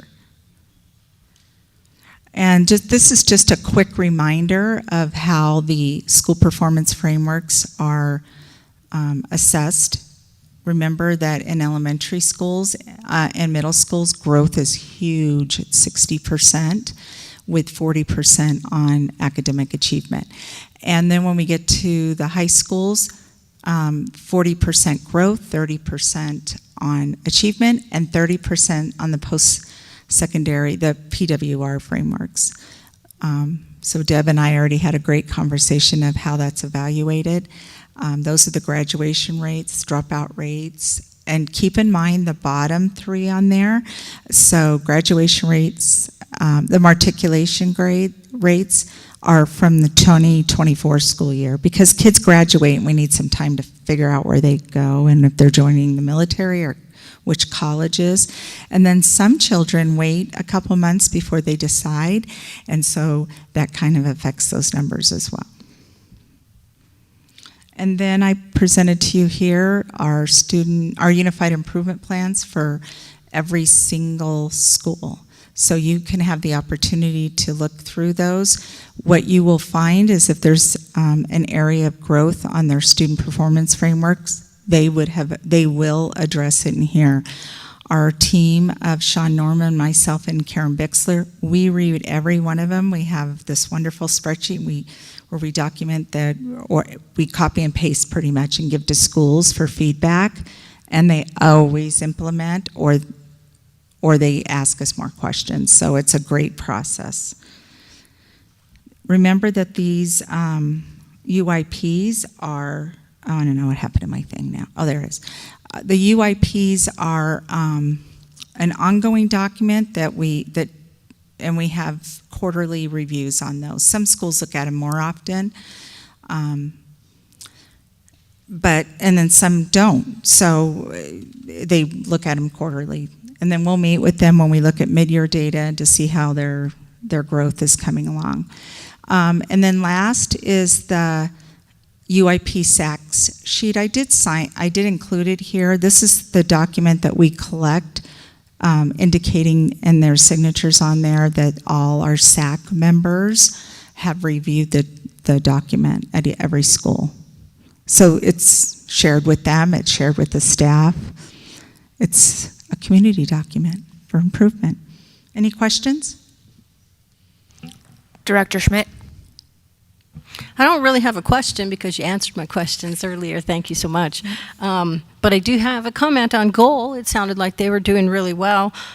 They did move to the Safeway shopping center, and I popped in there one day and talked with the gentleman there, and he said they were up 100 to 150 kids from, I think, 132, something like that. So they are up. So oh, that's good news. Yeah, it was very interesting to see that campus. Yeah. Oh, good. I'll visit that one. We are visiting all the campuses on the Front Range, and Karen Bixler and I and Kathleen Granis and Sean Norman and our coordinators for math and literacy are going to meet. We have scheduled meetings to just see how we can support and to invite them to some of our professional development. They're always invited. They're always included. They don't always come, so maybe a personal welcome would help. Are there any other questions? Director DeVola? Thank you for all of the arduous work that you had to do in order to go through every single one of those files. I'll be honest, I didn't open them because it was daunting. But I can assure you they're great. But I trust you fully, so I'm sure they're awesome. But thank you for all your hard work on making sure that we have those improvement plans. You're welcome. It's obviously a big team effort. The schools, the community, the SAC teams, the DAC. There's a lot of you guys. So, thank you. Okay, no other questions? Thank you so much. Okay, thank you. Oh, are we going to move this forward if there's no objections? Do we move this forward? Yes. Yeah. Uh-huh. Any objections to moving this forward? Okay. Thank you. I'm going to mess this all up. They gave me time limits. I just want. There he is, the man of the hour. Do you have a new B? So give him a lot of questions. Wow. All right, Brian Smith, Falcon Zone Superintendent, again for second item this evening. And as they get ready to come up here, I just wanted to comment, Falcon Zone is super excited to welcome Patriot Applied Learning Campus to our zone this year. It has been an awesome addition, and we are just thrilled to get to collaborate with Mr. Bailey and his team. And so in this first aspect, our English Language Arts teacher, Miss Ray, has worked on some new courses that will best meet our students' needs. So I'm going to turn it over to them. Good evening, Ryan Bailey, Principal, Patriot Applied Learning Campus. So just as we've joined the Falcon Zone and to empower students and offer enhanced opportunities, we wanted to offer more courses for students to have more choice and more voice in what they take while they learn their standards, which is the purpose of these other courses, and I'll let Ms. Ray explain them specifically. Hello, I'm Amy Ray. I'm one of the English teachers at Patriot Applied Learning Center. And we have 3 classes that we would like to offer next year. Colorado Folklore is an extension of the traditional mythology class that we would normally present. We wanted a second option for students that's more interesting and applicable to them so that they can explore the myths and legends in Colorado. The film and literature class combines your classic British literature and exploration of satire with modern day films that do the same. And then the culture and literature class allows students to really explore their own cultures and how that is present in their lives and their families, and get that sort of personalized learning about themselves. Do you have any questions? Director Schmidt?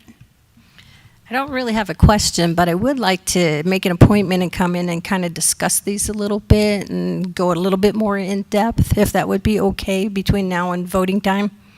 Sure. Okay, great, thanks. Director Heil? So I know all of these are 8 weeks, at least Yes. the information we have there. Is that complete? Yes, the courses are all 8 weeks. At Patriot, we do quarter-long classes so that the kids are able to have more options in the year. Okay. And are these elective, or do they take the place of the regular English class? They are English credits. Okay. And I just wanted to say I found it immediately interesting when I saw that you're focusing on a modest proposal. But like in the week 1 block there, it's talking about satire, point of view, and movie examples. Mm-hmm. So I looked and I couldn't find a movie version of a modest proposal. So how can you? When I start the class, we start with short films. So I have several short films that are anywhere from a minute to 30 minutes long that we use as the building blocks as we're starting to learn more about satire. Great. As a heavy consumer of satire, I approve completely. Great. I'm just shocked that you're listing Nessie and Chupacabra as myths. I thought they were real. Nikos, did you have a question? Not a question, but a comment for kind of this in general. In my tenure as a student representative, I've noticed out of all the schools, I noticed the most course proposals from Patriot. And I kind of just want to commend that because it really shows that you guys are pushing strong in that third rock of offering exceptional choices, taking steps to offer courses where other schools haven't. So I just think that that's really cool from Patriot as a whole and these particular courses. Thank you. Any other questions? Okay, if there are no objections, can we move these forward?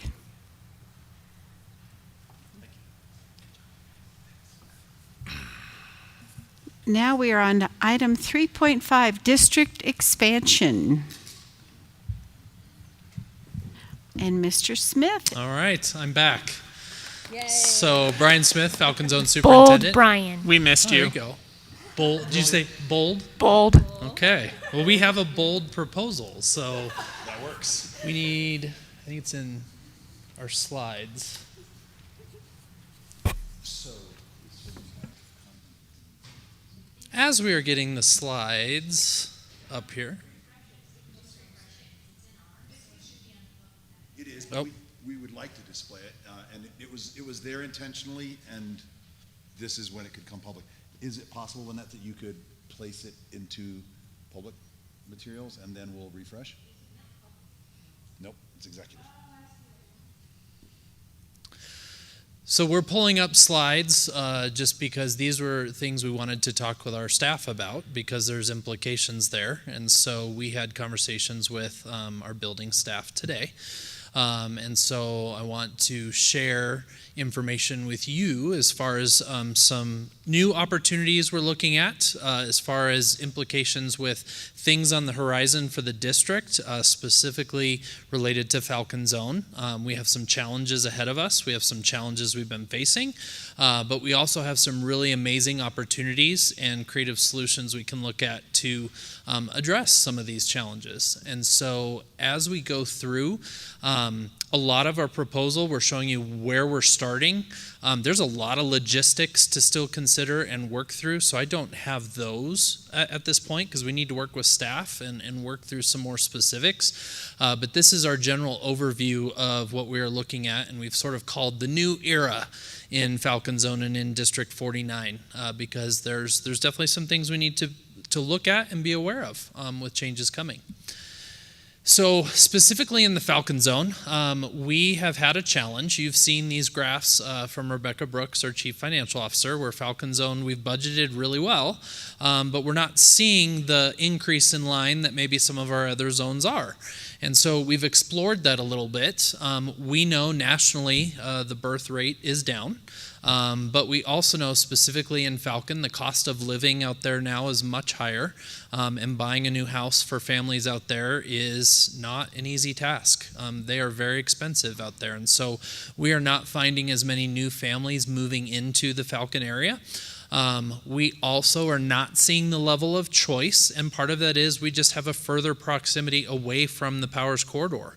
And so families don't tend to want to drive all the way out there or engage in the choice as much. We still do have some, but not as much. And we're also trying to be really responsible and think about the additional budget cuts that are on the horizon and how we can be fiscally responsible to maximize our potential, but also maintain things that are really near and dear to the Falcon Zone. We have great schools in the Falcon Zone. We have great teachers, great staffs, and so we need to preserve that and continue to amplify that.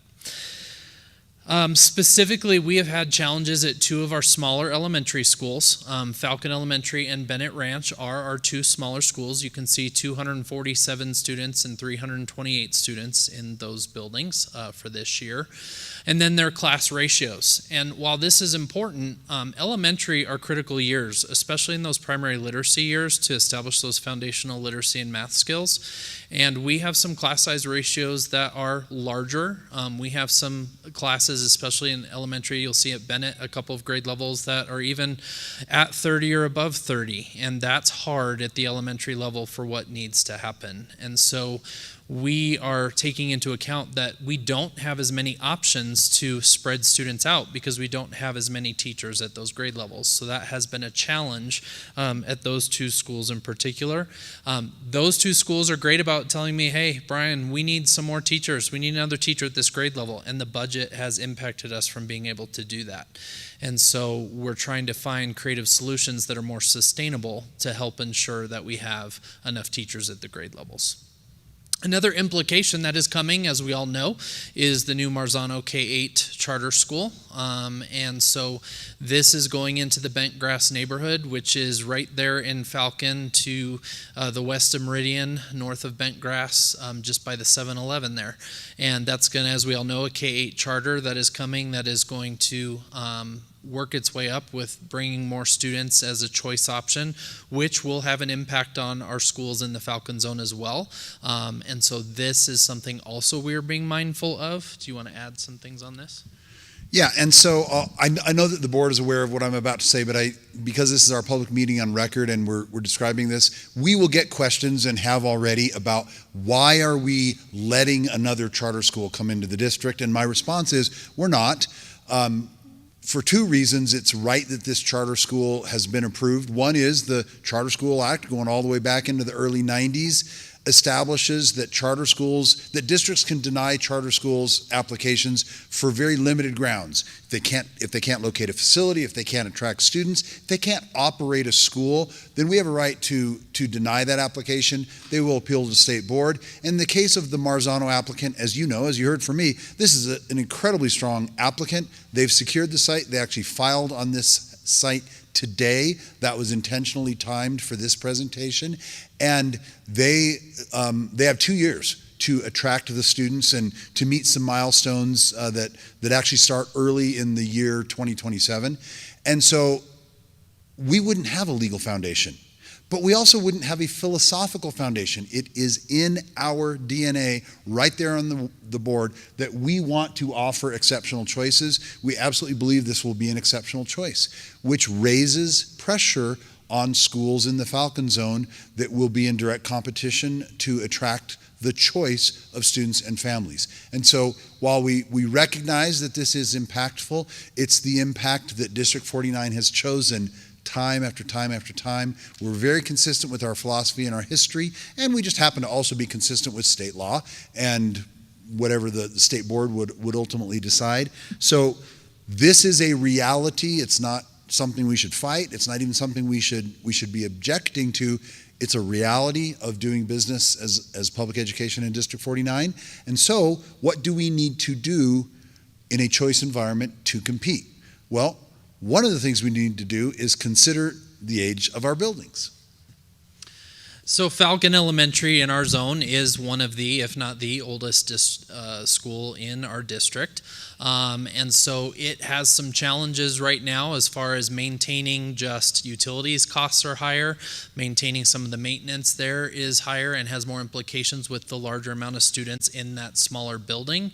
We also know Falcon Highway is going to be expanding in the next few years, and where the parking lots sit in that building is going to create an issue. We are likely to lose some of our parking lots of that building based on that expansion. And so that has an implication on this building for being a full-size service school as well. We also know from projections there are neighborhoods being looked at and planned out east. And so in the district, there are new neighborhoods being planned and talked about that will bring more of those affordable housing options to our region. And so we need to start planning for that and think ahead on that. A lot of times we get to that place and then, oh my, now we need a school. Well, we want to think ahead as far as what the implications are and how we can make that work.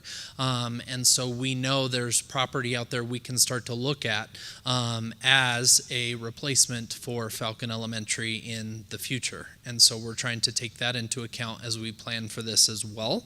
To support that, there's some district impacts. So just as we would prefer to buy raw land or undeveloped land, we would prefer to buy it before there's a significant amount of growth, because that significant amount of growth is going to drive prices on the market. And so it just would be fiscally responsible for us to start looking now and to try to identify either a partnership or perhaps a land swap or a land purchase. And we do have dedicated land that plays into this mix. I won't be specific about parcels because then that changes it changes our negotiating position, and we don't want to do that to either side. But to get ready for that expected expansion, we are looking at these two properties. In the bottom left, you see the Mohawk building that houses the Peak education program that you heard about earlier. And then you're familiar with our Education Service Center, which is our ancestral district office where many of us went to board meetings for lots of years. And both of these facilities are located along the frontage road along Woodman Road. What we currently refer to as Woodman Road is rapidly becoming the Woodman Corridor, which means that the properties along the frontage road and properties that have visibility and easy access are going to increase in value. There are some zoning constraints on some of these properties. There are other planned developments that will impact, in every case, will elevate the value of the properties that we currently own. And so we did commission appraisals of these properties. So we evaluated both the entire property that is at Golden Sage along that frontage road on the corner of Bentgrass Meadow. We evaluated the entire property. We also evaluated the portion that is between the fence and the frontage road. At Mohawk, we evaluated the entire property. And the reason we did that, the reason we sought those appraisals is because we want to be in a position, should the board continue to support this direction, we want to be in the position to move quickly, to time the market if that is possible, and extract maximum value for these properties when we put them to market. And it is our intent, said here publicly to the board, it is our intent that proceeds from the sales of these properties would fund the project that we're describing here tonight. And we'll get to what that project is in just a moment. But these are not locations or facilities that will serve the district well for very much longer. And so people look at the ESC, the Education Service Center, and they said, well, where will those people go? I office there. Most of our people in culture and communications professionals office there in the part of the building that is outside the fence, close to the road. And our intent is to build a wall right here. Right where the blue tape is on the floor along about the 3-point line of the gym that we're standing in. And the things to the west of that wall, these spaces would become 2 stories of office spaces that would accommodate the vast majority of the people that currently are doing their work there at the ESC. It is also our intent, because when we move these programs, we have to know where they're moving to, and then we have to know what we would be displacing. It's also our intent to find a new home for the Peak program if we ask them to leave their current home at Mohawk. And so Brian will talk us through where that new home might be. So, as a result of all these things, what our proposal is, and looking at those low populations, initially people might think, oh, well, we may need to look at closing a building. Well, the impact in Falcon would not be positive. Our schools out in Falcon are a center of our community. They're very favorable in our community. They serve different populations, and they serve them very well. I'm very proud of the work that our schools out there do. Falcon Elementary in particular has been around a long time. The culture, the staff, the people that are there care about that community and care about those kids. And so we want to be very intentional that we are not just closing a school. Bennett Ranch is another one, as our newer school has served a new group of students. Very powerful connection that they have with their community as well as Woodman Hills and Meridian Ranch. All of our schools do a great job, and so we want to avoid shifting boundaries. We want to avoid just moving everybody around, because that's going to change all of the culture of the schools. So what our proposal is looking to do is we have the ability to house both Falcon Elementary and Bennett Ranch Elementary inside of the facility that is used for Bennett Ranch. That is a building built for 900 students, and if you take the populations of those 2 elementaries and add them together, it's about 540 students. So it still would not fill that building all the way full. We would still have space. And so by doing this, we would be able to allocate certain spaces for Falcon Elementary. We'd be able to allocate certain spaces for Bennett Ranch. We currently do it because Falcon Middle School uses space there. Well, in talking with Falcon Middle School, the population there has also seen a decline. We're back down below 900, which is when I was a principal there. We had all of our grades and all of our classes in the main core of the building. And so we can move Falcon Middle School all back down to the core building of Falcon Middle School, house them appropriately and service them there appropriately, and have that work to where then we only have 2 programs at the Bennett Ranch facility. True story, I could leave 6th grade at Bennett, have Falcon and Bennett Ranch all be there, and still have open classrooms. But we don't want 3 schools using one facility. The confusion, there's too much. We can house Falcon Middle all together in the one building, and then we can house these 2 schools to operate as their separate entities. And that's important for a variety of different reasons. They both serve their populations well. They both have respected, caring communities that rally around them. Falcon Elementary is very unique in the far east community of this district that they serve. It would not be right to close down that building. We want to maintain them and keep them, partially because we are looking to build a new facility that they will then move into. And so our intent is to keep that going with this new piece. And so that new building, Falcon Elementary, would ultimately move there. So this would be a temporary housing situation where they would reside there, and we can make it work. Brian, let me speak to this. Yep. So we spoke to the staff at Bennett Ranch today. We spoke to the staff at Falcon Elementary today. And we spoke to staff at the Peak program today. And the reason we did that is that these are all people that were going to be directly impacted by what we were proposing, and we knew that we would be with you tonight. We knew that the Marzano filing was going public today. This was all very carefully timed so that it would be both respectful but also honor your prerogative as a board to have an opportunity to review this early on in the process. The idea of relocating Falcon Elementary as a school, not just the students, but the entire school operation, is very intentional because we would eventually, and I say eventually because it's multiple years and I don't know exactly what the time frame would be, but we would like to see the district operate a pre-K through 8 school out on the eastern edge of District 49. Since we opened our first K-8 charter school, we as a district have essentially ceded the K-8 market. We've kind of surrendered that ground in the school choice competition to charter schools. And we have seen massive growth and appreciation for the K-8 model. There are a lot of families that like the idea of taking their oldest child to kindergarten and knowing that they're going to be driving the same route, meeting the same teachers, connecting and carpooling with the same families for 12 or 14 years as their children get older and younger siblings come up through the school. That family community model is very appealing, and I would say it is especially appealing, and we've seen that appeal in numbers in the Falcon Zone. Our constituents are voting with their feet. They're going to schools that have a model that they prefer, and another one with the Marzano application is going to be opening up. So our intent is that what we have known as Falcon Elementary would become Falcon Pre-K-8 on the eastern edge of our district, and that's a part of why we want to keep it as a unified school. We'll keep the school number, we keep the tradition, we keep the staff, and we keep the leadership, and we give them a vision of what's coming. As we spoke to the Falcon staff today, I talked to them about the metaphor that this is sort of like putting them on the Mayflower and sending them out across the sea. We're not expecting them to live on the Mayflower forever.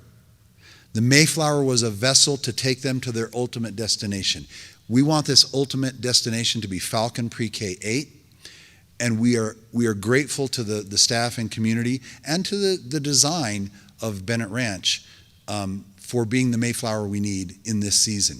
And interestingly, it might not be a bad place for the Falcon Elementary community to become familiar with, because that footprint.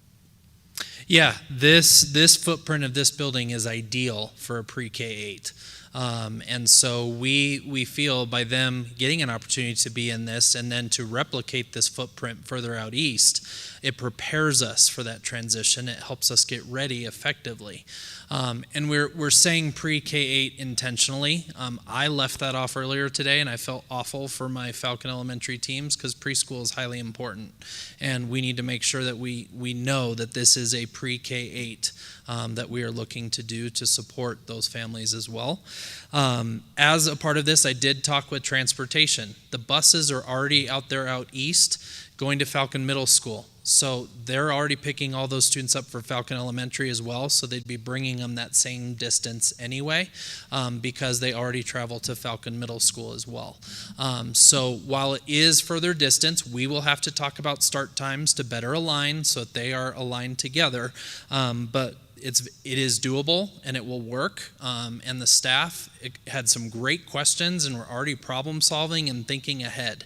I was really impressed and proud of our staff for thinking about the idea, sharing questions, sharing thoughts, and just being open-minded about what we're considering. The other part of this is, based on what Mr. Hilt shared with the D49 properties, the intent would be to look at the Falcon Elementary facility for peak, which would give further opportunities to then expand peak since they're limited in their current size of building as well. Potentially expand preschool offerings, a lot of different possibilities there. And so that allows us to, again, vacate those facilities on Woodman to make this plan fully work. And I already talked about the Falcon Middle shuffle there as well. The exciting thing about this is while we will operate Falcon Elementary and Bennett Ranch separately, there will be opportunities to overlap and collaborate. And Craig Stevens, our new principal, and Martina Meadows, principal at Bennett, have already been talking with me.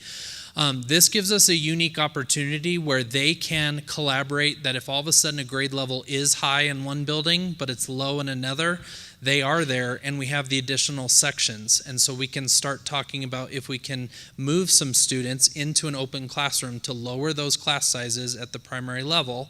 We got to be strategic, especially because Falcon Elementary is title, whereas Bennett Ranch is not. So we've got to make sure we're following the appropriate rules. But in doing this, we can make sure, okay, Falcon Elementary has the extra grade level in second grade, but Bennett Ranch has it in third grade. So there's a balance of extra students at each grade level that will make sure that we're being equitable to both schools when we have to look at doing that. But you can see now the ratios, by combining them, much better for our elementary classrooms versus some of those upper towards 30s that you were seeing. So this is a creative solution. 575, actually what you see there, is still smaller than Meridian Ranch Elementary School's population, but larger than Woodman Hills. And yet it's in a building that is much larger than both of those. So we can accommodate this safely and effectively. And so in doing this, that allows us to get a jump start on planning ahead for this new pre-K-8. I needed to change my slide. Falcon pre-K-8 out on the eastern side of the district, so that we can then have Falcon Elementary, but Falcon pre-K-8 take over in that place, keep the Hawks in a new facility with their blue and gold, and start that planning process because that will take us some time. But I also feel this shows that we're working to be fiscally responsible, that we're not spreading out using extra utility costs, extra operations costs, that we're really trying to merge together in a building to save money and be strategic overall. So there's a lot of forward thinking as far as what we can do to maintain both buildings, but save the district in terms of that budget piece as well. Anything else you want to add? Questions? Director Schmidt? So are you going to move the new Peak Playground?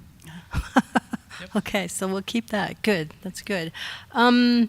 How much is it going to, is it going to be expensive to update the current Falcon Elementary School to the Peak View? I know it's a really old building. How much is going to need to be done to bring it up to date?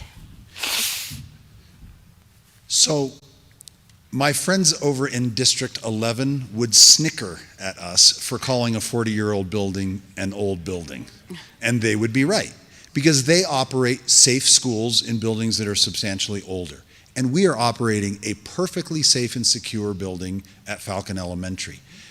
But as that building continues to age, and especially as the Falcon Highway expands and they use the easement that they already have, that school will become less and less optimal. It's already on the small side compared to our prototypical elementary schools, and it has a best optimal use, and that best optimal use is not as an elementary school. It is as a place for other programs, potentially some other offices, perhaps some full day and half day preschool and pre-kindergarten programs. So there are things that we have shown through the years that we will use facilities for purposes that serve the district and support our programs, and that would continue to be the case at this school.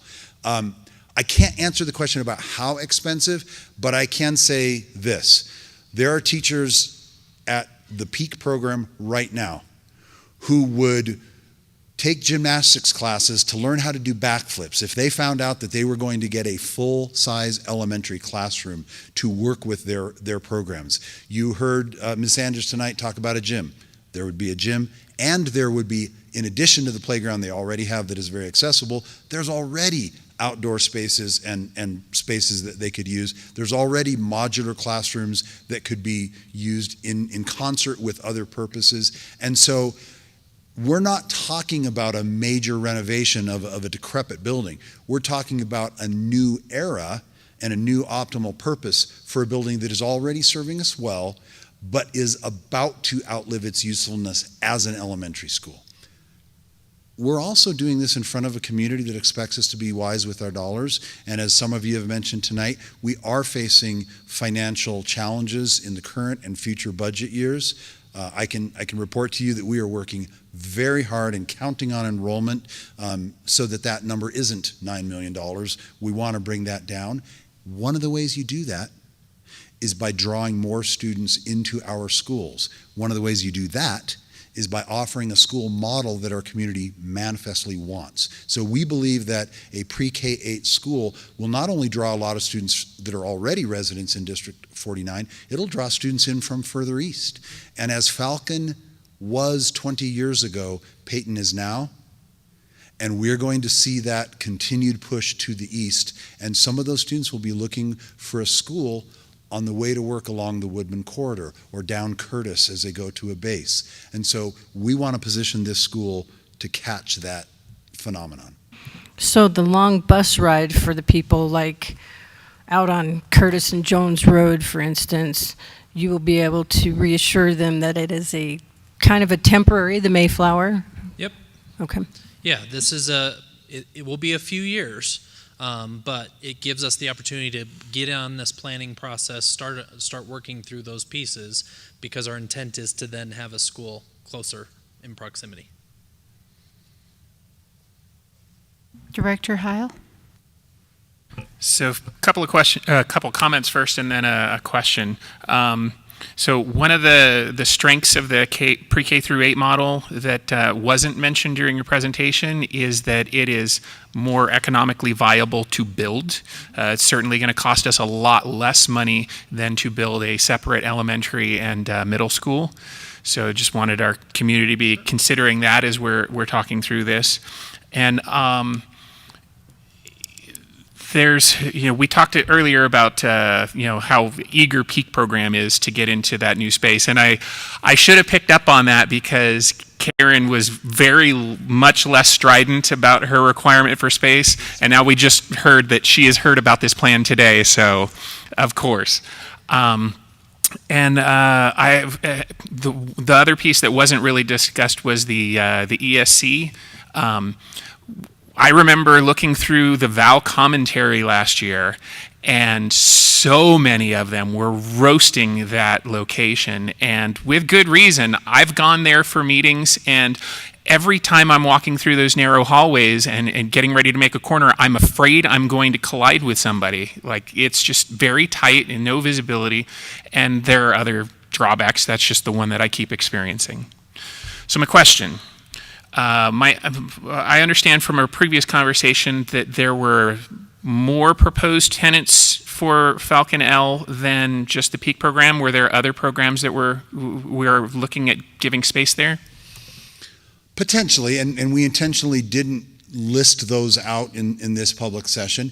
Our district has a pretty specific history of shuffling with purpose. So at the Mohawk building, which currently houses Peak, once upon a time we had a homeschool program there. We also had a room full of Fire King file cabinets in which we housed all of our special education records for a long time. And so there are a lot of places like that in the district that have been through several eras of utility over time.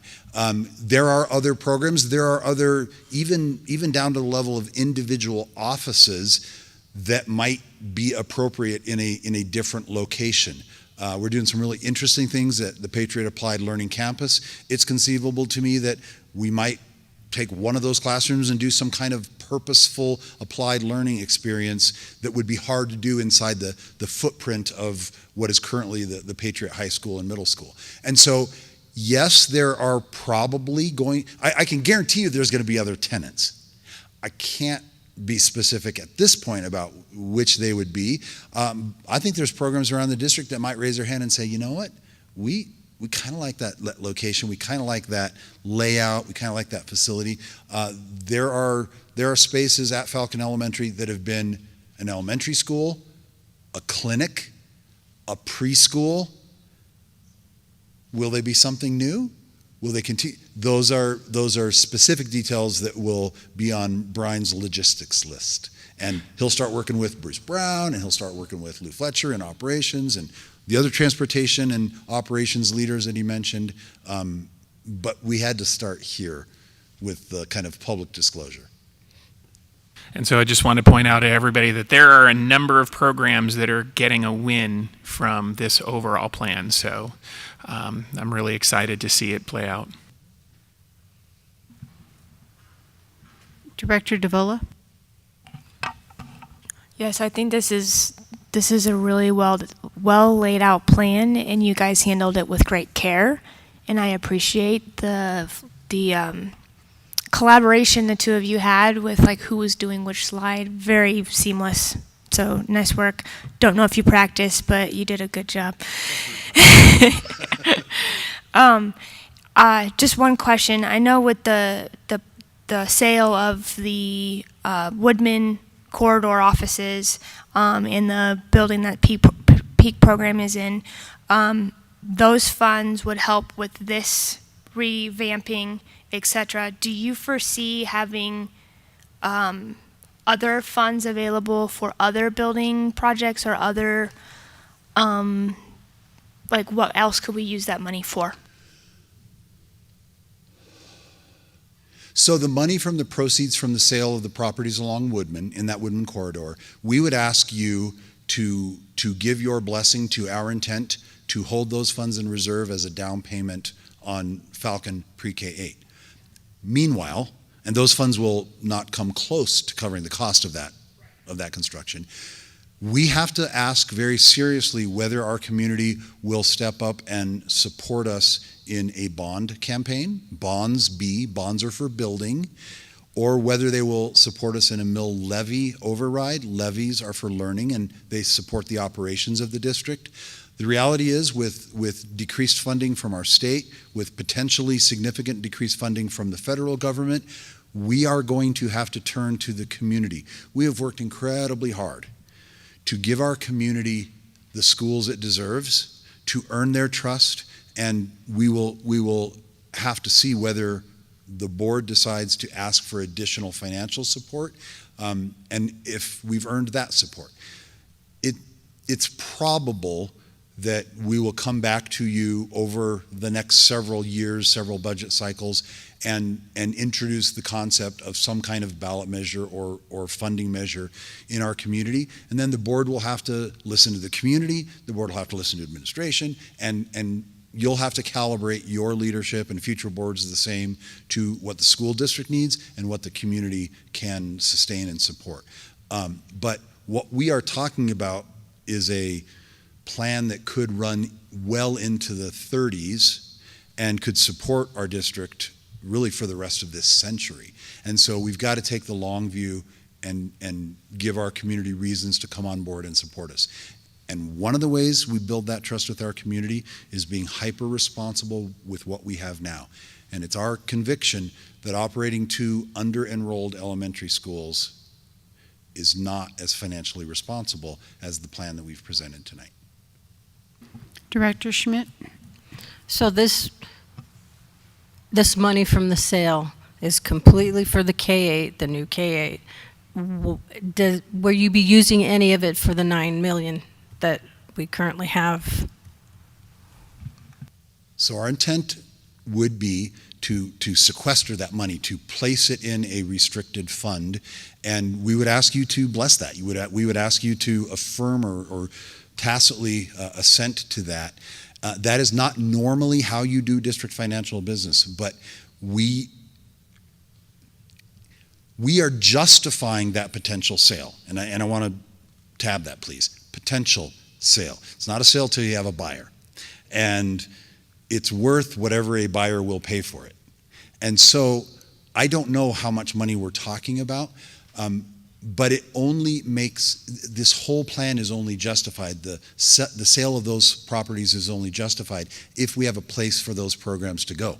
We only have a place for the Peak program to go if we co-locate, put Falcon Elementary on the Mayflower, and plan the Falcon Pre-K 8. So these things are enmeshed, and it would not be honorable to say that we're going to use it for one purpose, get everything rolling, and then go use it to cure a deficit.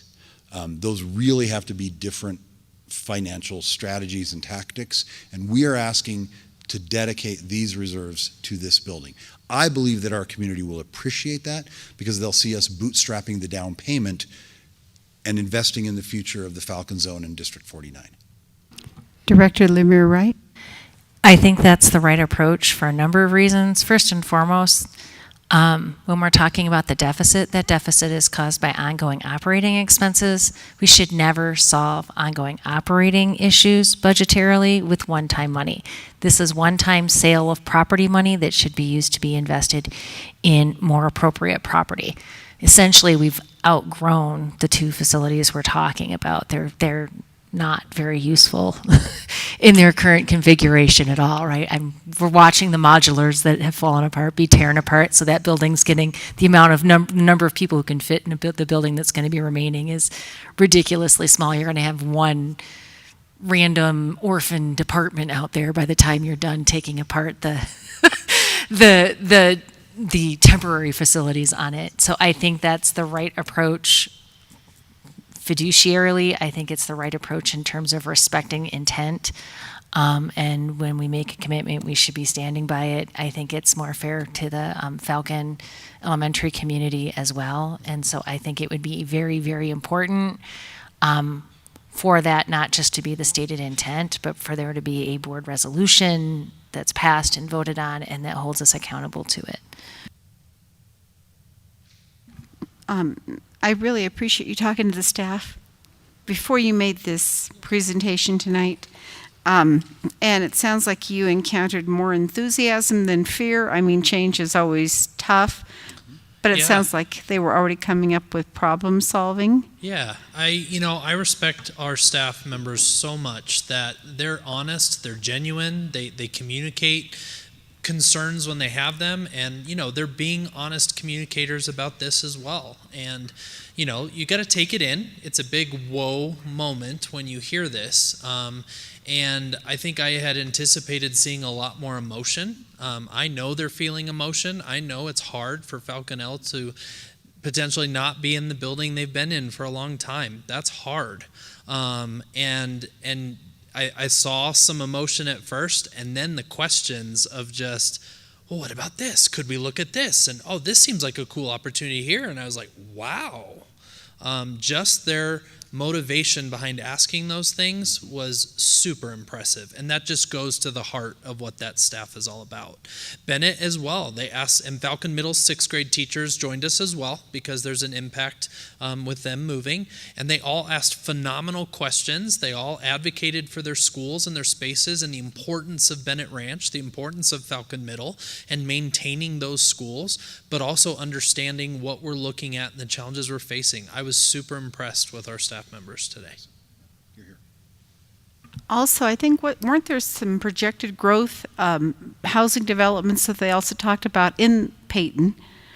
And I think you're talking about was that flux position when District 49 began to experience the growth, but they didn't necessarily have the underlying infrastructure at that time. And so I can see the potential to have a little bit of a draw if they're not quite prepared. The other question I had is the Falcon Homeschool Program and supports. Do we have more plans for that particular program? So I was part of a set of board discussions and public analyses and presentations where we offered to give the Falcon Homeschool Program their home. And we actually built the wing at Inspiration View Elementary School. It was purpose-built for the homeschool program, and that is a program that had gotten bumped around multiple times. It was, as I said, at Mohawk. It was in the Baker Building out at what is now Patriot High School, and there were some parts of the program that ended up down at the campus, where Spring Studio and PPEC are, and so that program really appreciated having a stable home. They understood, and I gave them my word, that they were going to have that for an extended season. If the board were to consider whether to relocate that program at some point, it would not be dishonorable. When you buy your tire, you get a lifetime warranty.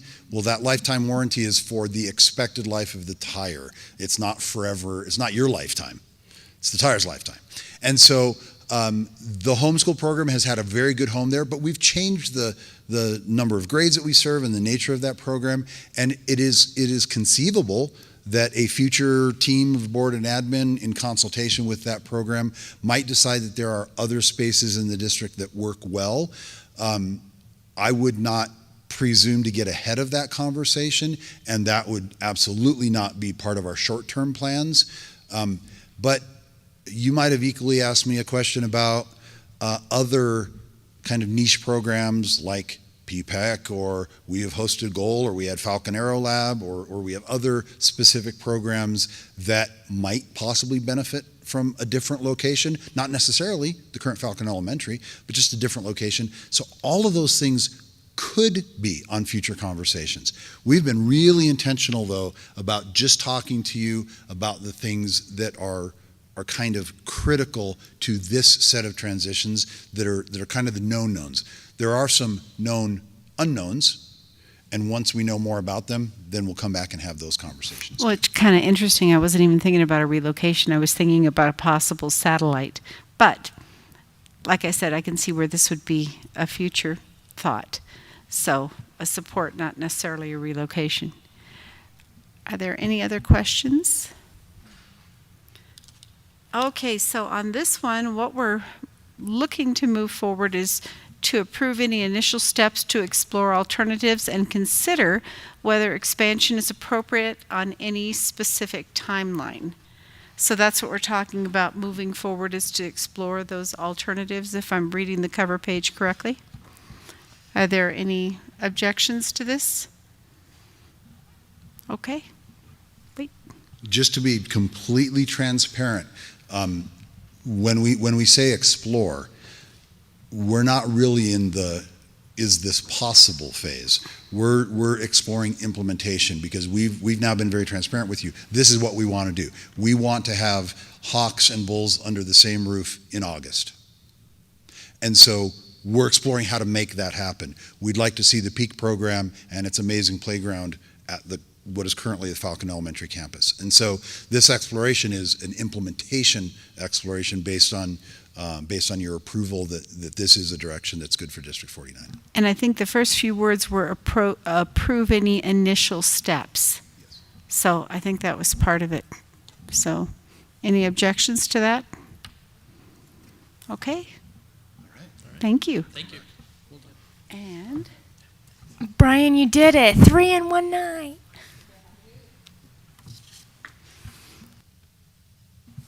And with that, we are adjourned at 9:25 p.m.